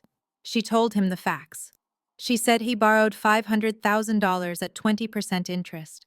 She said the terms stated that the lender could call the loan at any time if there was a breach of contract or evidence of financial insolvency. She pointed to the screen where the graph of his failing hardware business was displayed. She said that is insolvency. Then she pointed to the file again. She said she had bought the debt personally. She said she wrote a check this morning to clear the books at Obsidian Capital and transfer the asset to her personal holding company. She looked him dead in the eye. She said that means she is not his daughter right now. She is his creditor. She is his landlord. And she is the owner of every single thing he thought was his. Bernard took a step back. He looked at the papers. He saw his signature. He saw her signature next to the line labeled owner. The room spun. He looked at Dante. Dante was white as a sheet. He was staring at Jasmine with absolute terror. He realized that the plan to sell her to Arthur Vance was not just dead, it was a suicide note. If they tried to touch her now, she wouldn't just sue them, she would bury them. She had the money. She had the power. She had the lawyers. Chloe began to cry. It was a soft, selfish weeping. She asked what this meant. She asked if they were going to be homeless. She looked at Jasmine and tried to play the family card. She said, "Jasmine, you wouldn't do that." She said, "We are your family." Jasmine didn't look at Chloe. She kept her gaze on Bernard. She said, "That is funny." She said she seemed to remember a dinner a few months ago where he told her that she was not part of this family. She remembered him saying that family helps each other, and since she wouldn't give him money, she was an outsider. She said she took his advice. She said she stopped acting like a daughter and started acting like a bank. And banks do not have feelings. Banks do not have families. Banks have ledgers. And his ledger was in the red. Bernard felt his legs give out. The strength left his body. He stumbled backward, reaching for the chair he had so arrogantly claimed minutes ago. Jasmine watched him stumble. She didn't reach out to steady him. She didn't offer a hand. She simply stood there in her tailored suit, the sunlight framing her like a halo of retribution. She delivered the final blow. She said he should sit down, Dad. She said he looked like a man who just realized he had spent 30 years kicking the only person who could have held him up. Bernard collapsed into the chair. He didn't sit with dignity. He fell into it. He slumped forward, burying his face in his hands. He made a sound that was half sob and half groan. Mr. Henderson, the CFO, stepped forward again. He asked Jasmine if she wanted him to call security to have the debtors removed. Jasmine looked at the pathetic trio. Her father broken in the chair. Her brother shaking in his cheap suit. Her sister crying over her lost status. She paused. She looked at the view of the city. She felt a profound sense of lightness. The anger she had carried for years, the heavy burning ball of resentment, was gone. It had been replaced by clarity. She turned to Henderson. She said no. She said not yet.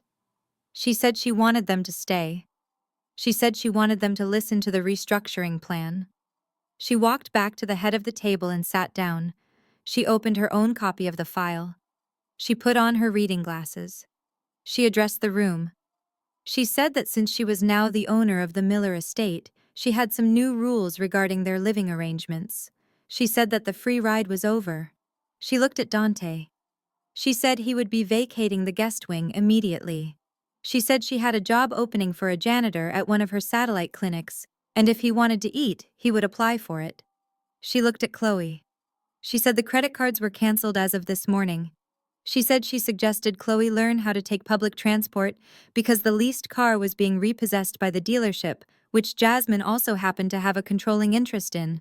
And then she looked at Bernard, the man who had once been her god, the man who had become her tormentor. She said as for him, she hadn't decided yet. She said she technically owned the house, but she might let him stay. For a price.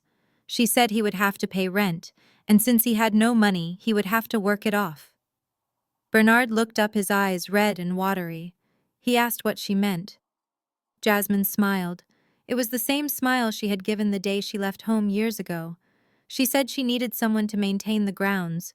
She said the garden was looking a bit overgrown. She said he used to tell her that manual labor builds character. She said it was time he built some. She tapped the file on the table. She said those are the terms. She said they could sign them or they could leave the keys on the table and walk out onto the street with the clothes on their backs. She waited. The silence returned, but this time it was different. It wasn't empty. It was filled with the shifting of tectonic plates. The old world was gone. The new world belonged to Jasmine. And for the first time in their lives, Bernard, Dante, and Chloe realized that they were small. They were very small, and they were entirely at her mercy. Bernard reached for the pen. His hand shook uncontrollably. He looked at Jasmine, hoping for a flicker of the old neediness, hoping to see the daughter who craved his approval. But he saw only a CEO waiting for a signature. He realized with a crushing weight that she didn't need him to love her anymore. She just needed him to pay. He signed. The heavy curtains of the executive boardroom had been drawn, plunging the room into a semi-darkness that felt less like a cinema and more like a courtroom. The only light came from the massive LED screen at the head of the table, which hummed with a soft electric blue glow. Jasmine stood next to the screen, holding a small remote control in her hand. She looked like a prosecutor about to deliver the closing arguments in a capital murder case. Bernard sat slumped in his chair, his signature on the restructuring document still wet. He looked aged and defeated, but there was still a flicker of defiance in his eyes, a desperate hope that perhaps this was the end of the humiliation. He thought that by signing the papers he had stopped the bleeding. He thought he had bought their safety. He was wrong. Jasmine looked at the three people sitting before her. Her family. The people who were supposed to be her safe harbor, but had instead been the storm she had to survive. She spoke softly, her voice amplified by the perfect acoustics of the room. She said that before they moved forward with the logistics of their new living arrangements, there was one final matter of due diligence. She said that in the corporate world, they call it risk assessment. She said she calls it the truth. She pressed the button on the remote. The screen flickered and changed. It was no longer a spreadsheet or a graph. It was a high-definition video feed. The timestamp in the corner indicated it was recorded 3 weeks ago. The location was clearly visible: Sapphire Plaza, the city's most exclusive luxury shopping center. Chloe gasped, her hand flying to her mouth. On the screen, a woman in a distinctive red dress was browsing the jewelry counter of a high-end boutique. It was unmistakably Chloe. The camera angle was sharp, capturing every detail. Jasmine narrated calmly as the video played. She said that loss prevention algorithms are very sophisticated these days. She said that Phoenix Care invests heavily in security technology, not just for clinics, but for retail partners as well. On the screen, the digital Chloe looked around nervously. The sales assistant had turned her back for a split second to retrieve a tray from the cabinet. In that blink of an eye, Chloe's hand moved with practiced speed. She swiped a diamond tennis bracelet from the velvet display and slipped it into the sleeve of her coat. It was seamless. It was professional. It was the move of someone who had done this many times before. In the boardroom, the real Chloe began to shake. She stammered that it was a mistake. She cried out that it was a misunderstand. She said she was just trying it on and forgot to take it off. Jasmine didn't even look at her sister. She simply pressed a button and the video froze on the exact frame where the bracelet disappeared into the coat. She said that the store manager wanted to call the police. She said that grand larceny carries a prison sentence of up to 5 years. She said she was the one who stopped them. She said she paid for the bracelet quietly to keep the family name out of the police blotter. She looked at Chloe, who was now sobbing into her hands. Jasmine said she didn't do it out of love. She did it because she knew she would need this leverage today. She said that a person who steals for sport when they have everything is a liability. She said that as of this moment, Chloe was banned from every retail establishment in the city that was insured or secured by Phoenix Care Partners. She said her image was already in the database. If she walked into a store, the alarms would ring before she even touched a scarf. Dante scoffed, trying to regain some ground. He said, "So what?" He said she shoplifted. "It is not a crime against humanity." He said, "Stop being so dramatic, Jasmine." Jasmine turned her cold gaze to Dante. She said she was glad he brought up crimes against humanity. She said his risk profile was far more interesting. She pressed the remote again. The screen went black. A waveform graphic appeared, a visual representation of an audio file. She said that corporate espionage is a dirty game. She said that when she acquired the debt from Obsidian Capital, she also acquired their surveillance records. She said it turns out Mr. Sterling and the loan sharks record all their meetings for quality assurance. She pressed play. The sound was crystal clear. It was the ambient noise of a bar, ice clinking in glasses, the low murmur of conversation, and then Dante's voice cut through the room, loud and undeniable. The recording played. "You don't understand, Mr. Vance. She is desperate for approval. We can deliver her. $1 million is a steal for a woman like that. She is educated, she is clean, and she knows how to take orders. Once you pay the dowry, she is your property. You can break her in however you like." The silence that followed was horrifying. Bernard turned slowly to look at his son. Even in his fallen state, even with his morals compromised, he looked sick. He had agreed to the plan in desperation, but hearing it played back, hearing the raw, commodity language used to describe his own daughter, made his stomach churn. Dante turned a pale, sickly gray. He opened his mouth to speak, but no sound came out. He looked at the waveform on the screen as if it were a ghost. Jasmine stood perfectly still. She didn't shout. She didn't cry. She let the words hang there, filling the room with the stench of Dante's betrayal. She spoke quietly. She said that was the moment she knew there was no coming back. She said she could forgive the teasing. She could forgive the exclusion. But selling her, trafficking her to a man known for abusing women just to pay off a gambling debt, that was not family. That was predation. She looked at Dante. She said that recording is currently in a secure file with her lawyers. She said if he ever came within 500 feet of her again, if he ever whispered her name to anyone, she would release that tape to the police and to the press. She said he would be charged with conspiracy to commit human trafficking. She asked him if he thought he would survive in prison. Dante slumped in his chair, burying his face in his hands. He was broken. He was terrified.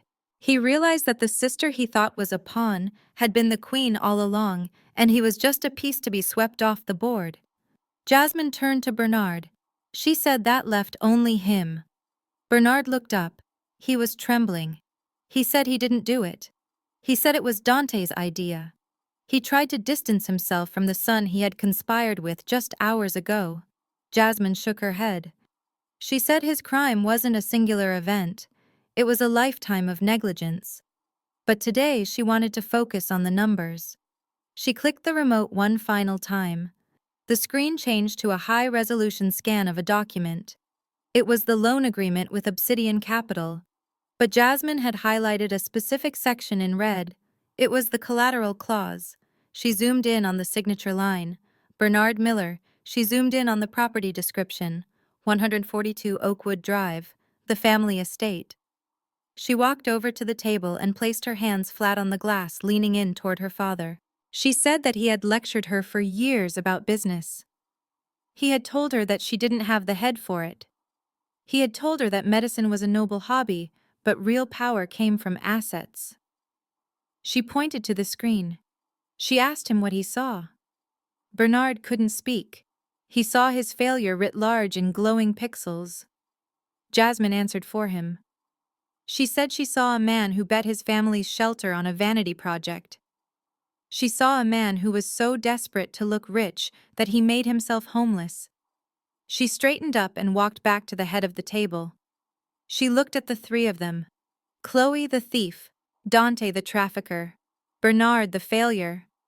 She took a deep breath, letting the moment settle. This was the crescendo of her life's work. This was the answer to every night she had cried herself to sleep. She looked at Bernard and delivered the words that would echo in his mind for the rest of his life. She said, "Do you remember what you told me when I started Phoenix Care, Dad? You laughed at me. You said my job wasn't a real career. You said I was playing nurse." She gestured to the room around her, to the skyline visible through the windows, to the logo on the wall, and finally to the documents on the table that proved she owned them. She said, "You were right. It isn't a career. Because a career is something you can be fired from. A career is a ladder you climb." Her voice hardened, becoming steel. She said, "This is not a career. This is an empire." She picked up the folder containing the deed to the house and held it up. She said, "And your career, your legacy, your house, it is all just a line item in my ledger now. Your career is in my hands, and I have decided to liquidate it." She dropped the folder back onto the table. She told them the meeting was over. She said Mr. Henderson would validate their parking tickets because she didn't want them to owe her anything else. She said they had 24 hours to move their personal belongings out of the main house and into the servants' quarters at the back of the estate. She said if they didn't like it, they were free to leave. But she reminded them that they had no money, no credit, and thanks to the evidence, she just showed them no reputation. She turned her back on them and walked toward the window, looking out at the city she had conquered. She heard the scraping of chairs as they stood up. She heard the shuffling of feet. She heard Chloe sobbing softly. She heard the heavy, defeated steps of her father. They walked out of the room, leaving the door open behind them. They walked out of the executive suite, out of the tower, and into a world that no longer cared who they were. Jasmine stood alone in the boardroom. The hum of the projector fan was the only sound. She looked at her reflection in the glass window. She didn't smile. Revenge wasn't sweet. It wasn't joyful. It was heavy. It was the weight of knowing that the people who should have loved you were monsters. But as she looked at the city lights flickering on below, she felt a profound sense of peace. The debt was paid. The books were balanced. She was safe. She was powerful. And for the first time in her life, she was completely and utterly free. She reached for the remote and pressed the power button. The screen went black, erasing the evidence of their sins. The darkness returned, but this time it wasn't scary. It was the darkness of a clean slate. Jasmine walked out of the room, closing the door firmly behind her, ready to build something new on the ashes of the past. The elevator ride down from the 40th floor felt significantly longer than the ride up. The silence inside the steel box was not the silence of anticipation this time, but the silence of a funeral. The digital numbers above the door counted down red and glowing, ticking away the seconds until they hit the ground floor, and the reality that waited for them there. Bernard stood in the corner staring at his shoes, which suddenly felt too tight. Dante leaned against the wall, his face the color of old ash still clutching his chest, as if he were trying to physically hold his heart together. And Chloe stood in the center, her arms crossed so tightly over her chest that her knuckles were white. Her mind was racing not with grief or regret, but with a frantic, icy calculation. She was running the numbers. She was replaying every word Jasmine had said in that boardroom. Insolvency, foreclosure, repossession. The words bounced around her skull like marbles in a tin can. She looked at Dante out of the corner of her eye. An hour ago, he was her golden ticket. He was the heir to the Miller legacy, the man who would give her the life of leisure she believed she deserved. Now looking at him under the harsh fluorescent lights of the elevator, she saw him for what he truly was. He was a sinking ship. And Chloe had never been the type of woman to go down with the vessel. She was the type who stole the only life raft and rowed away while watching the others drown. The elevator landed with a soft jolt. The doors slid open, revealing the bustling lobby of the PCH tower. People were moving with purpose, carrying briefcases, drinking coffee, speaking into headsets. It was a world of commerce and success, and for the first time, Chloe realized she was no longer a participant in it. She was an outcast. Dante stumbled out first, his legs shaky. He reached out to grab Chloe's arm for support, a reflex born of habit. He mumbled something about calling a lawyer. He said they could fight this. He said Jasmine was bluffing. The touch of his hand on her sleeve was the spark that ignited the powder keg. Chloe didn't just pull away, she recoiled as if she had been burned. She slapped his hand away with a violence that made the security guard by the turnstiles look up. She stopped right there in the middle of the lobby. The polished granite floor reflected the distorted image of a woman on the edge of a breakdown. She looked at Dante and let out a laugh that sounded more like a scream. She asked him what he was talking about. She asked him what lawyer he planned to call. She reminded him that he couldn't even afford a parking ticket, let alone a legal defense. She screamed that he was pathetic. Dante looked at her stunned. He blinked, his eyes watery and confused. He said, "Chloe, please." He said, "Not here." He said, "People are watching." Chloe threw her hands up. She didn't care who was watching. In fact, she wanted an audience. She wanted witnesses. She needed to establish the narrative immediately. If the ship was going down, she needed everyone to know that she was a victim, not a co-conspirator. She shouted that she didn't care who was watching. She shouted that she wanted everyone to see. She pointed a manicured finger at Dante's chest, stabbing the air with every word. She accused him of lying to her. She screamed that he told her he was rich. She said he promised her a life of luxury. She said he stood at the altar and vowed to take care of her, but he was nothing but a fraud. She said he trapped her. She said he used her. Dante stammered. He tried to defend himself. He said that he didn't know it would end like this. He said he did it for them. He said he loved her.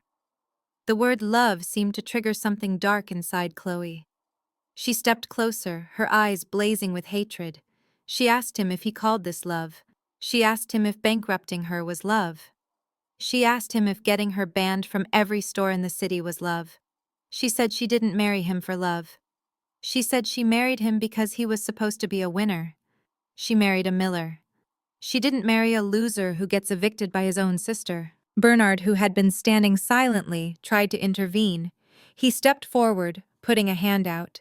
He told Chloe to calm down. He said they were all under a lot of stress. He said they needed to stick together to survive this. Chloe turned on Bernard with the speed of a viper. She laughed in his face. She asked him why she would stick with them. She called him an old fool. She said he was the one who signed the house away. She said he was the one who let Jasmine walk all over them. She said she wasn't going to drag herself down into the gutter just to keep them company. She turned back to Dante. She looked at his hand, the hand that had placed a wedding ring on her finger just 2 years ago. Then she looked at her own hand. The diamond on her ring finger was large. It was flashy. It was the first thing she showed people when she met them. For 2 years it had been her identity. But now, as she looked at it, she didn't see a symbol of commitment. She saw a liquid asset. She saw the only thing she had left that might be worth something. But then she remembered the video Jasmine had played. She remembered the shame. She remembered that Dante was now a marked man, a potential felon. Keeping the ring meant staying attached to him. And the debt collectors would be coming for his assets soon. If she kept the ring, they might take it anyway. She made a decision in a split second.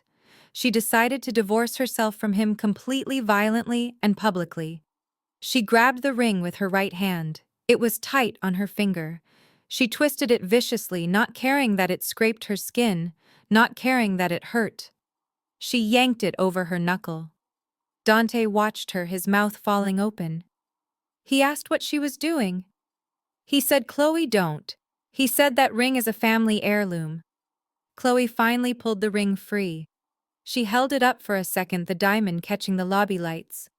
She looked at it with disdain. She said she didn't want his family heirlooms. She said his family was a curse. She threw the ring. She didn't just drop it. She wound up and hurled it at him with all her strength.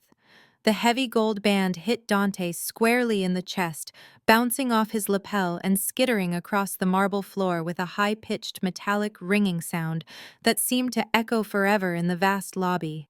She screamed that she was done. She screamed that she wanted a divorce. She said she would be contacting a lawyer to annul the marriage based on fraud. She said he tricked her into marrying a bankrupt man, and she wouldn't spend another second as his wife. The ring spun to a stop near the foot of a businessman who was waiting for the elevator.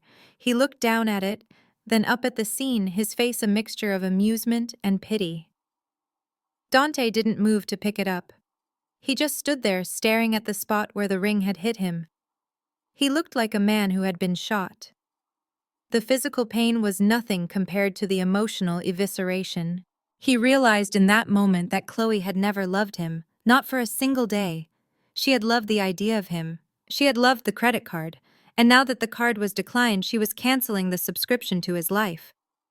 Chloe didn't wait for a response. She adjusted her coat, smoothing out the wrinkles with aggressive swipes of her hands.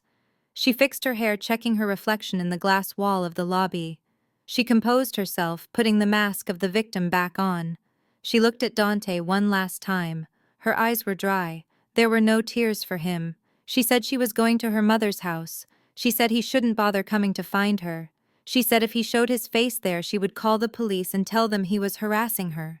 She said she was sure Jasmine would be happy to provide the footage of him conspiring to traffic a woman so he should think twice before testing her. She turned on her heel, the sharp click of her stilettos sounding like gunshots as she marched toward the revolving doors. She didn't look back. She walked out of the building and into the gray afternoon, leaving the two men standing in the wreckage of their own making. Dante fell to his knees. He didn't care about the people watching anymore. He crawled across the floor toward where the ring had landed. He reached for it, his hands shaking so badly he couldn't grip it at first. He finally picked it up. It felt cold. It felt dead. He looked up at his father. Bernard was leaning against a pillar, looking old and frail. Bernard didn't offer any comfort. He couldn't. He was drowning in his own realization. He had lost his house. He had lost his business. And now he watched his son lose his wife. The dynasty he thought he was building was not made of stone. It was made of sand. And the tide had finally come in. Dante clutched the ring to his chest and let out a sob that was raw and ugly. It was the sound of a man who had sold his soul for a fortune only to find out the currency was counterfeit. He was alone. Truly, completely alone. The lobby of the PCH Tower continued to bustle around them, indifferent to their tragedy. The world moved on. Deals were made. Money changed hands. And the Millers were left on the floor, the debris of a storm that Jasmine had finally summoned to wash the slate clean. Outside the glass doors, Chloe hailed a taxi. She didn't have cash, but she had a hidden emergency credit card, one that Dante didn't know about. She got into the back seat and told the driver to drive. As the car pulled away, she didn't look up at the tower. She didn't think about the husband she destroyed. She only thought about her next move. She was a survivor, she told herself. But deep down in the quiet of the cab, she felt the creeping cold of a truth she couldn't escape. She could run from Dante, she could run from the debt, but she couldn't run from herself. And somewhere in the back of her mind, she knew that the bill for her own soul was coming due, and unlike the jewelry store, she couldn't steal her way out of this one. The morning sun that rose over the manicured lawns of Oakwood Drive did not bring warmth to the Miller estate. Instead, it brought a convoy of white box trucks and a black sedan bearing the seal of the county sheriff. The neighbors, who usually kept to themselves behind high hedges, were already peeking through their curtains, drawn by the spectacle of downfall. For 30 years, Bernard Miller had strutted down this driveway as a king. Today, he would walk down it as a trespasser. Inside the house, the atmosphere was chaotic and thick with panic. The 24-hour grace period Jasmine had granted them was up. Bernard and Dante had spent the night in a state of paralysis, oscillating between denial and rage. They hadn't packed. They had sat in the living room drinking the last of the expensive scotch and convincing themselves that she wouldn't actually do it. They told themselves that Jasmine was bluffing. They told themselves that family doesn't evict family. But when the heavy oak front door shuddered under the authoritative knock of the sheriff deputy, the illusion shattered. Bernard opened the door wearing the same wrinkled suit from the day before. He tried to muster his old authority. He tried to speak to the officer man to man, but the deputy wasn't interested in networking. He held up a clipboard with a court order signed by Judge Reynolds.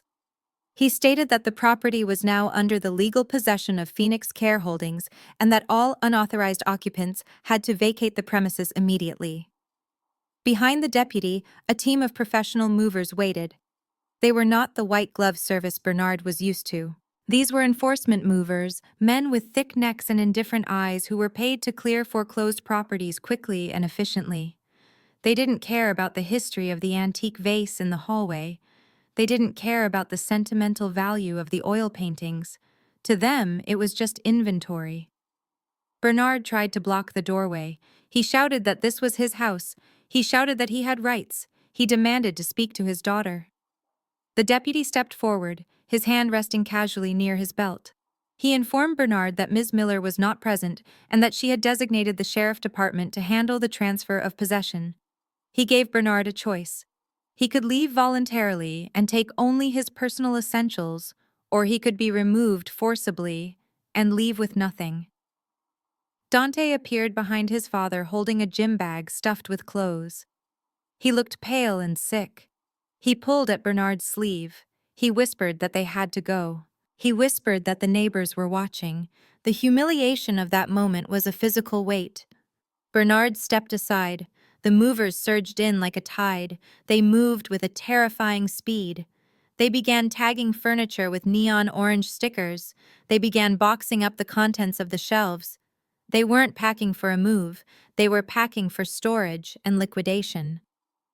Bernard walked through the house like a ghost. He watched a mover pick up his golf trophies and dump them unceremoniously into a crate. He watched another roll up the Persian rug in the dining room, the one he had bought to impress a client 10 years ago. Every item that was taken felt like a piece of his skin being peeled away. This house was his identity. Without the marble floors and the crystal chandeliers, who was he? He was just an old man with bad credit and a broken family. He tried to go into his office to retrieve his files, but a mover blocked the way. The man said the room was already secured. He said the contents of the office were considered part of the business assets, which now belonged to the creditor. Bernard realized with a jolt of horror that he couldn't even take his own Rolodex. He couldn't take the contact list he had spent 40 years building. Jasmine had taken that too. By noon, it was over. The house wasn't empty, but it was no longer theirs. The personal items they were allowed to keep fit into the trunk of Dante's car, which was also scheduled for repossession in 2 days. Bernard stood on the sidewalk clutching a small box containing his medication and a few toiletries. Dante stood next to him holding 2 suitcases. The locksmith arrived last. He was a young man whistling a cheerful tune as he drilled out the expensive brass locks that Bernard had installed. The sound of the drill was the final nail in the coffin. Bernard watched as the new keys were handed to the deputy. He watched as a bright yellow notice was pasted onto the front door. Warning: property of Phoenix Care Holdings. No trespassing. Violators will be prosecuted. The deputy turned to them. He told them they needed to leave the area. He said loitering was not permitted. Bernard looked up at the bedroom window where he used to sleep. He looked at the balcony where he used to smoke cigars and looked down on the world. He felt a tear roll down his cheek, but it was a cold tear. It was the bitterness of a man who still believed he was the victim. They got into the car. Dante drove. They didn't have a destination. They couldn't go to Chloe's mother because she had threatened to call the police. They couldn't go to friends because they had none left. They drove in silence, the city landscape changing from the green manicured lawns of the wealthy suburbs to the concrete and asphalt of the commercial district, and finally to the run-down outskirts of town near the airport. They pulled into the parking lot of the Starlight Motel. The neon sign was buzzing and missing the letter L, so it read Starlight Moat. The paint was peeling. The asphalt was cracked and sprouted weeds. It was the kind of place where people went to hide or to disappear. Bernard refused to get out at first. He stared at the dirty curtains in the window of room 104. He said he couldn't stay here. He said it was filthy. He demanded Dante find a Hilton or a Marriott. Dante slammed his hands on the steering wheel. He shouted at his father. He screamed that they had $80 between them. He screamed that the credit cards were dead. He screamed that this was it. This was their reality. They checked in. The lobby smelled of stale cigarette smoke and industrial cleaner. The clerk was behind a bulletproof glass partition and didn't even look up from his phone as he slid the key across the counter. He demanded cash up front. The room was small. It had 2 twin beds with thin synthetic comforters that had cigarette burns on them. The carpet was sticky. The bathroom had a dripping faucet that echoed in the small space. Bernard sat on the edge of the bed and looked around. The contrast was violent. Yesterday he was in a mansion. Today he was in a box. Night fell, and with it came a new kind of madness. Bernard couldn't sleep. The noise from the highway was constant. The dripping faucet was driving him insane. But more than that, he was consumed by a nagging thought. He realized he had left his watch. His vintage gold Rolex. He had hidden it in a loose floorboard in the master closet years ago for safekeeping. In the panic of the eviction, he had forgotten it. That watch was worth $20,000. It was their ticket out of here. It was enough to get an apartment. Enough to start over. He woke Dante up. He shook him awake, his eyes wild. He told him about the watch. He said they had to go back. Dante rubbed his face, tired and defeated. He said they couldn't go back. He said the locks were changed. He said the police were watching. Bernard insisted. He said it was his house. He said he knew a way in. The basement window around the back had a broken latch. He had meant to fix it for years but never got around to it. He said they could slip in, grab the watch, and be out in 10 minutes. No one would know. Greed is a powerful motivator. The thought of $20,000 was enough to override Dante's fear. They got back into the car at 2 in the morning. They drove back to Oakwood Drive, parking 3 streets away to avoid suspicion. They walked through the shadows like criminals in their own neighborhood. The streetlights seemed brighter than usual. The silence of the suburbs felt heavy.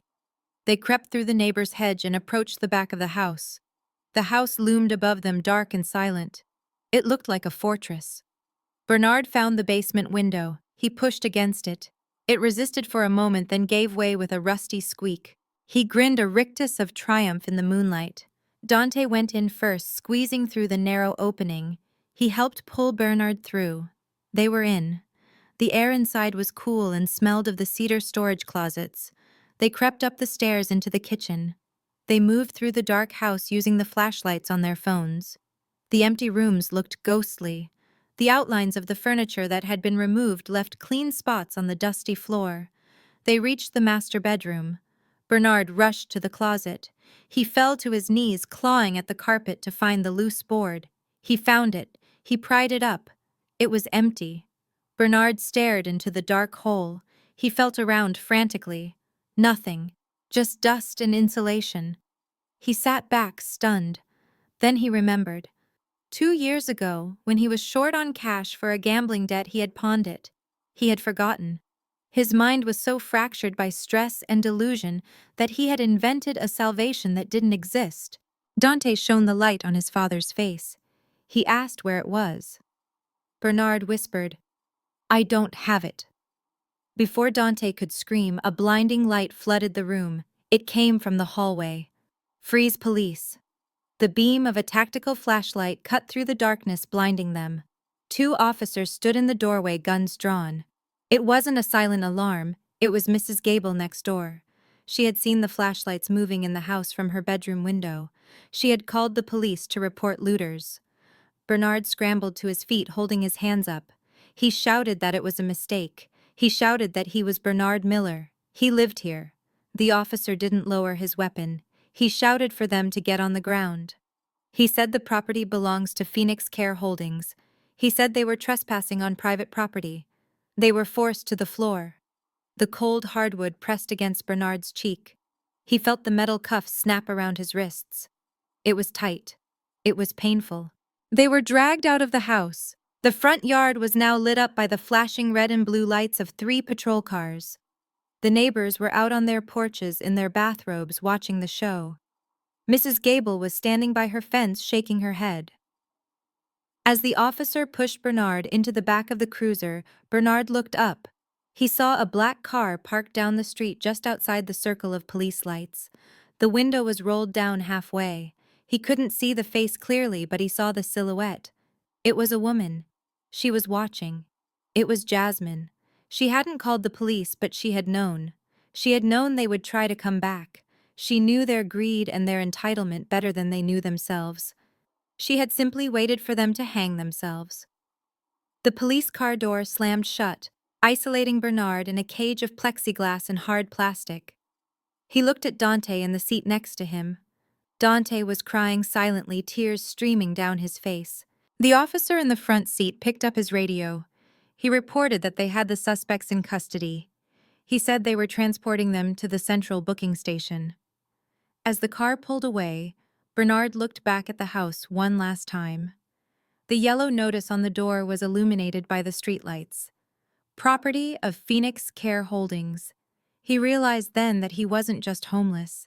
He wasn't just bankrupt. He was a criminal. He was a trespasser in the life he used to own.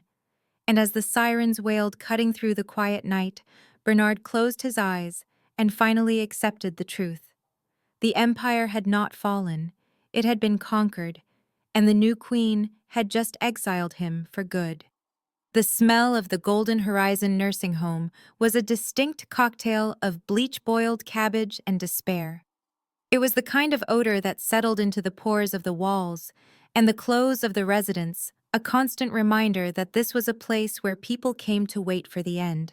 For Bernard Miller, lying in bed number 2 of room 204, this smell was his new reality. It had been 6 months since the eviction. 6 months since the gavel came down. 6 months since the stress of losing his empire had caused a blood vessel in his brain to burst. It wasn't a fatal stroke, it was a cruel one. It had left his mind mostly intact, trapped inside a body that refused to obey him. The left side of his face drooped in a permanent frown, and his left arm was a dead weight at his side. He could speak, but the words came out slow and slurred like a record playing at the wrong speed. He stared at the ceiling tile above his bed, counting the water stains for the 1,000th time. This was a state-funded facility, the only place that would take him with his basic insurance coverage. The nurses were overworked and underpaid. The food was gray and tasteless. The sheets were rough against his thinning skin. He thought about the mahogany 4-poster bed in his master suite at Oakwood Drive. He thought about the 1,000 thread count Egyptian cotton sheets. He thought about the morning coffee brought to him on a silver tray. Those memories felt like they belonged to a different man, a man who had died the day the locksmith drilled out his front door. He was alone. Dante hadn't visited in 3 months. The last Bernard heard his son was working off a community service sentence for the breaking and entering charge and living in a halfway house. Chloe had vanished entirely. Rumor had it she moved 2 states away to live with a distant cousin, changing her last name to avoid the stigma of the Miller downfall. The door to room 204 creaked open. Bernard didn't turn his head. It was probably the orderly coming to change the bedpan, or the nurse bringing his afternoon cocktail of generic pills. He closed his eyes, pretending to be asleep. He didn't want to see the pity or the indifference in their eyes. But the footsteps were different. They weren't the squeak of rubber-soled nursing shoes. They were the sharp, authoritative click of high heels. They moved with a rhythm he recognized, a rhythm of purpose and power. The footsteps stopped at the foot of his bed. Bernard opened his eyes. The afternoon sun was filtering through the dirty blinds, casting a silhouette against the linoleum floor. Standing there was a woman in a pristine white coat. She held a metallic clipboard. Her hair was pulled back in an elegant bun, and she wore a stethoscope around her neck that looked like it cost more than the entire contents of this room. It was Jasmine. Bernard's heart hammered against his ribs, a frantic bird trapped in a cage. He tried to sit up, but his weak muscles failed him. He let out a low, guttural sound, a mixture of shock and shame. She didn't smile. She didn't frown. Her face was a mask of professional detachment. She looked at the chart on the end of his bed, then looked at him. She spoke to the nurse who was hovering nervously in the doorway. She asked for the latest blood pressure readings. She asked about his physical therapy progress. She spoke with the sharp clinical precision of a specialist. The nurse answered quickly, stumbling over her words. She explained that Dr. Miller was the visiting supervising physician for the district's geriatric care program. She explained that she was here for the semi-annual review of high-risk patients. Bernard listened, his mind racing. She was here, his daughter, his Jasmine. She looked like an angel in that white coat. He convinced himself in that moment that she had come to save him. She must have known. She must have felt guilty. She was here to sign the papers to transfer him. She was here to take him to Phoenix Care, where the rooms had views of the ocean, and the nurses brought fresh flowers. He watched her as she moved to the side of the bed. She pulled a penlight from her pocket. She leaned over him. The scent of her perfume washed over him, a subtle, expensive fragrance that smelled like freedom. She told him to open his eyes wide. She told him to follow the light. Her voice was calm. It was the voice of a doctor speaking to a subject. There was no warmth, no tremor of emotion. She checked his pupil response. She placed the cold metal of the stethoscope against his chest, listening to the rhythm of the heart that had failed him. Bernard looked up into her eyes. He searched for a flicker of the little girl who used to sit on his lap. He searched for the daughter who used to beg for his approval. He saw nothing. He saw clear, intelligent eyes that were analyzing data, not connecting with a father. She finished the exam. She straightened up, making a note on her clipboard. She told the nurse to adjust his dosage of blood thinners. She said his circulation was sluggish. She turned to leave. Panic seized Bernard. She was walking away. She was leaving him here in this hellhole. He couldn't let her go.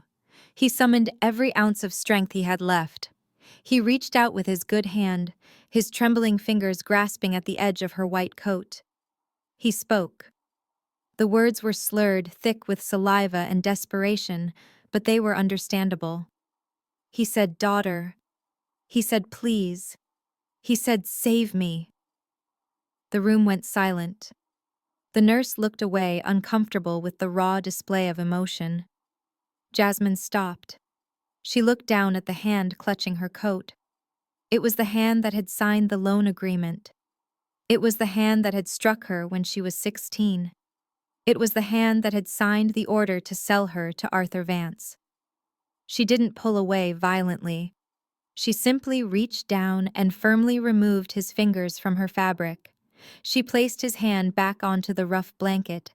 She leaned in close so only he could hear. Her face was inches from his. For a second, Bernard thought she was going to kiss his forehead. He thought she was going to whisper that it was all a bad dream and she was taking him home. Instead, she looked him dead in the eye. Her gaze was not angry. It was not hateful. It was something far worse. It was completely empty of recognition. She spoke softly, her voice steady and clear. She said, "I am a doctor. I am treating you. That is my oath, and I take it seriously. I will ensure you get the correct medication. I will ensure you are kept alive." She paused, letting the beep of the heart monitor fill the silence. Then she continued, "But I am no longer your daughter. That woman died the day you tried to sell her." She gestured to the chart at the foot of the bed. She said, "You are not my father. You are patient number 204. And I have other patients to see." She stood up.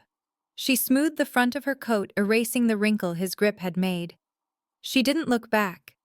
She turned on her heel and walked out of the room. Bernard watched her go. He watched the white coat disappear into the hallway. He listened to the click of her heels fading away. He opened his mouth to scream, but no sound came out, just a dry, raspy breath. He looked at the ceiling tile again. He looked at the water stains. He realized with a terrifying clarity that this was it. This was the end of the story. There was no redemption arc. There was no last-minute rescue. He was patient number 204, and patient number 204 was alone. Outside, the air was crisp and clean. Jasmine walked out of the sliding glass doors of the Golden Horizon nursing home.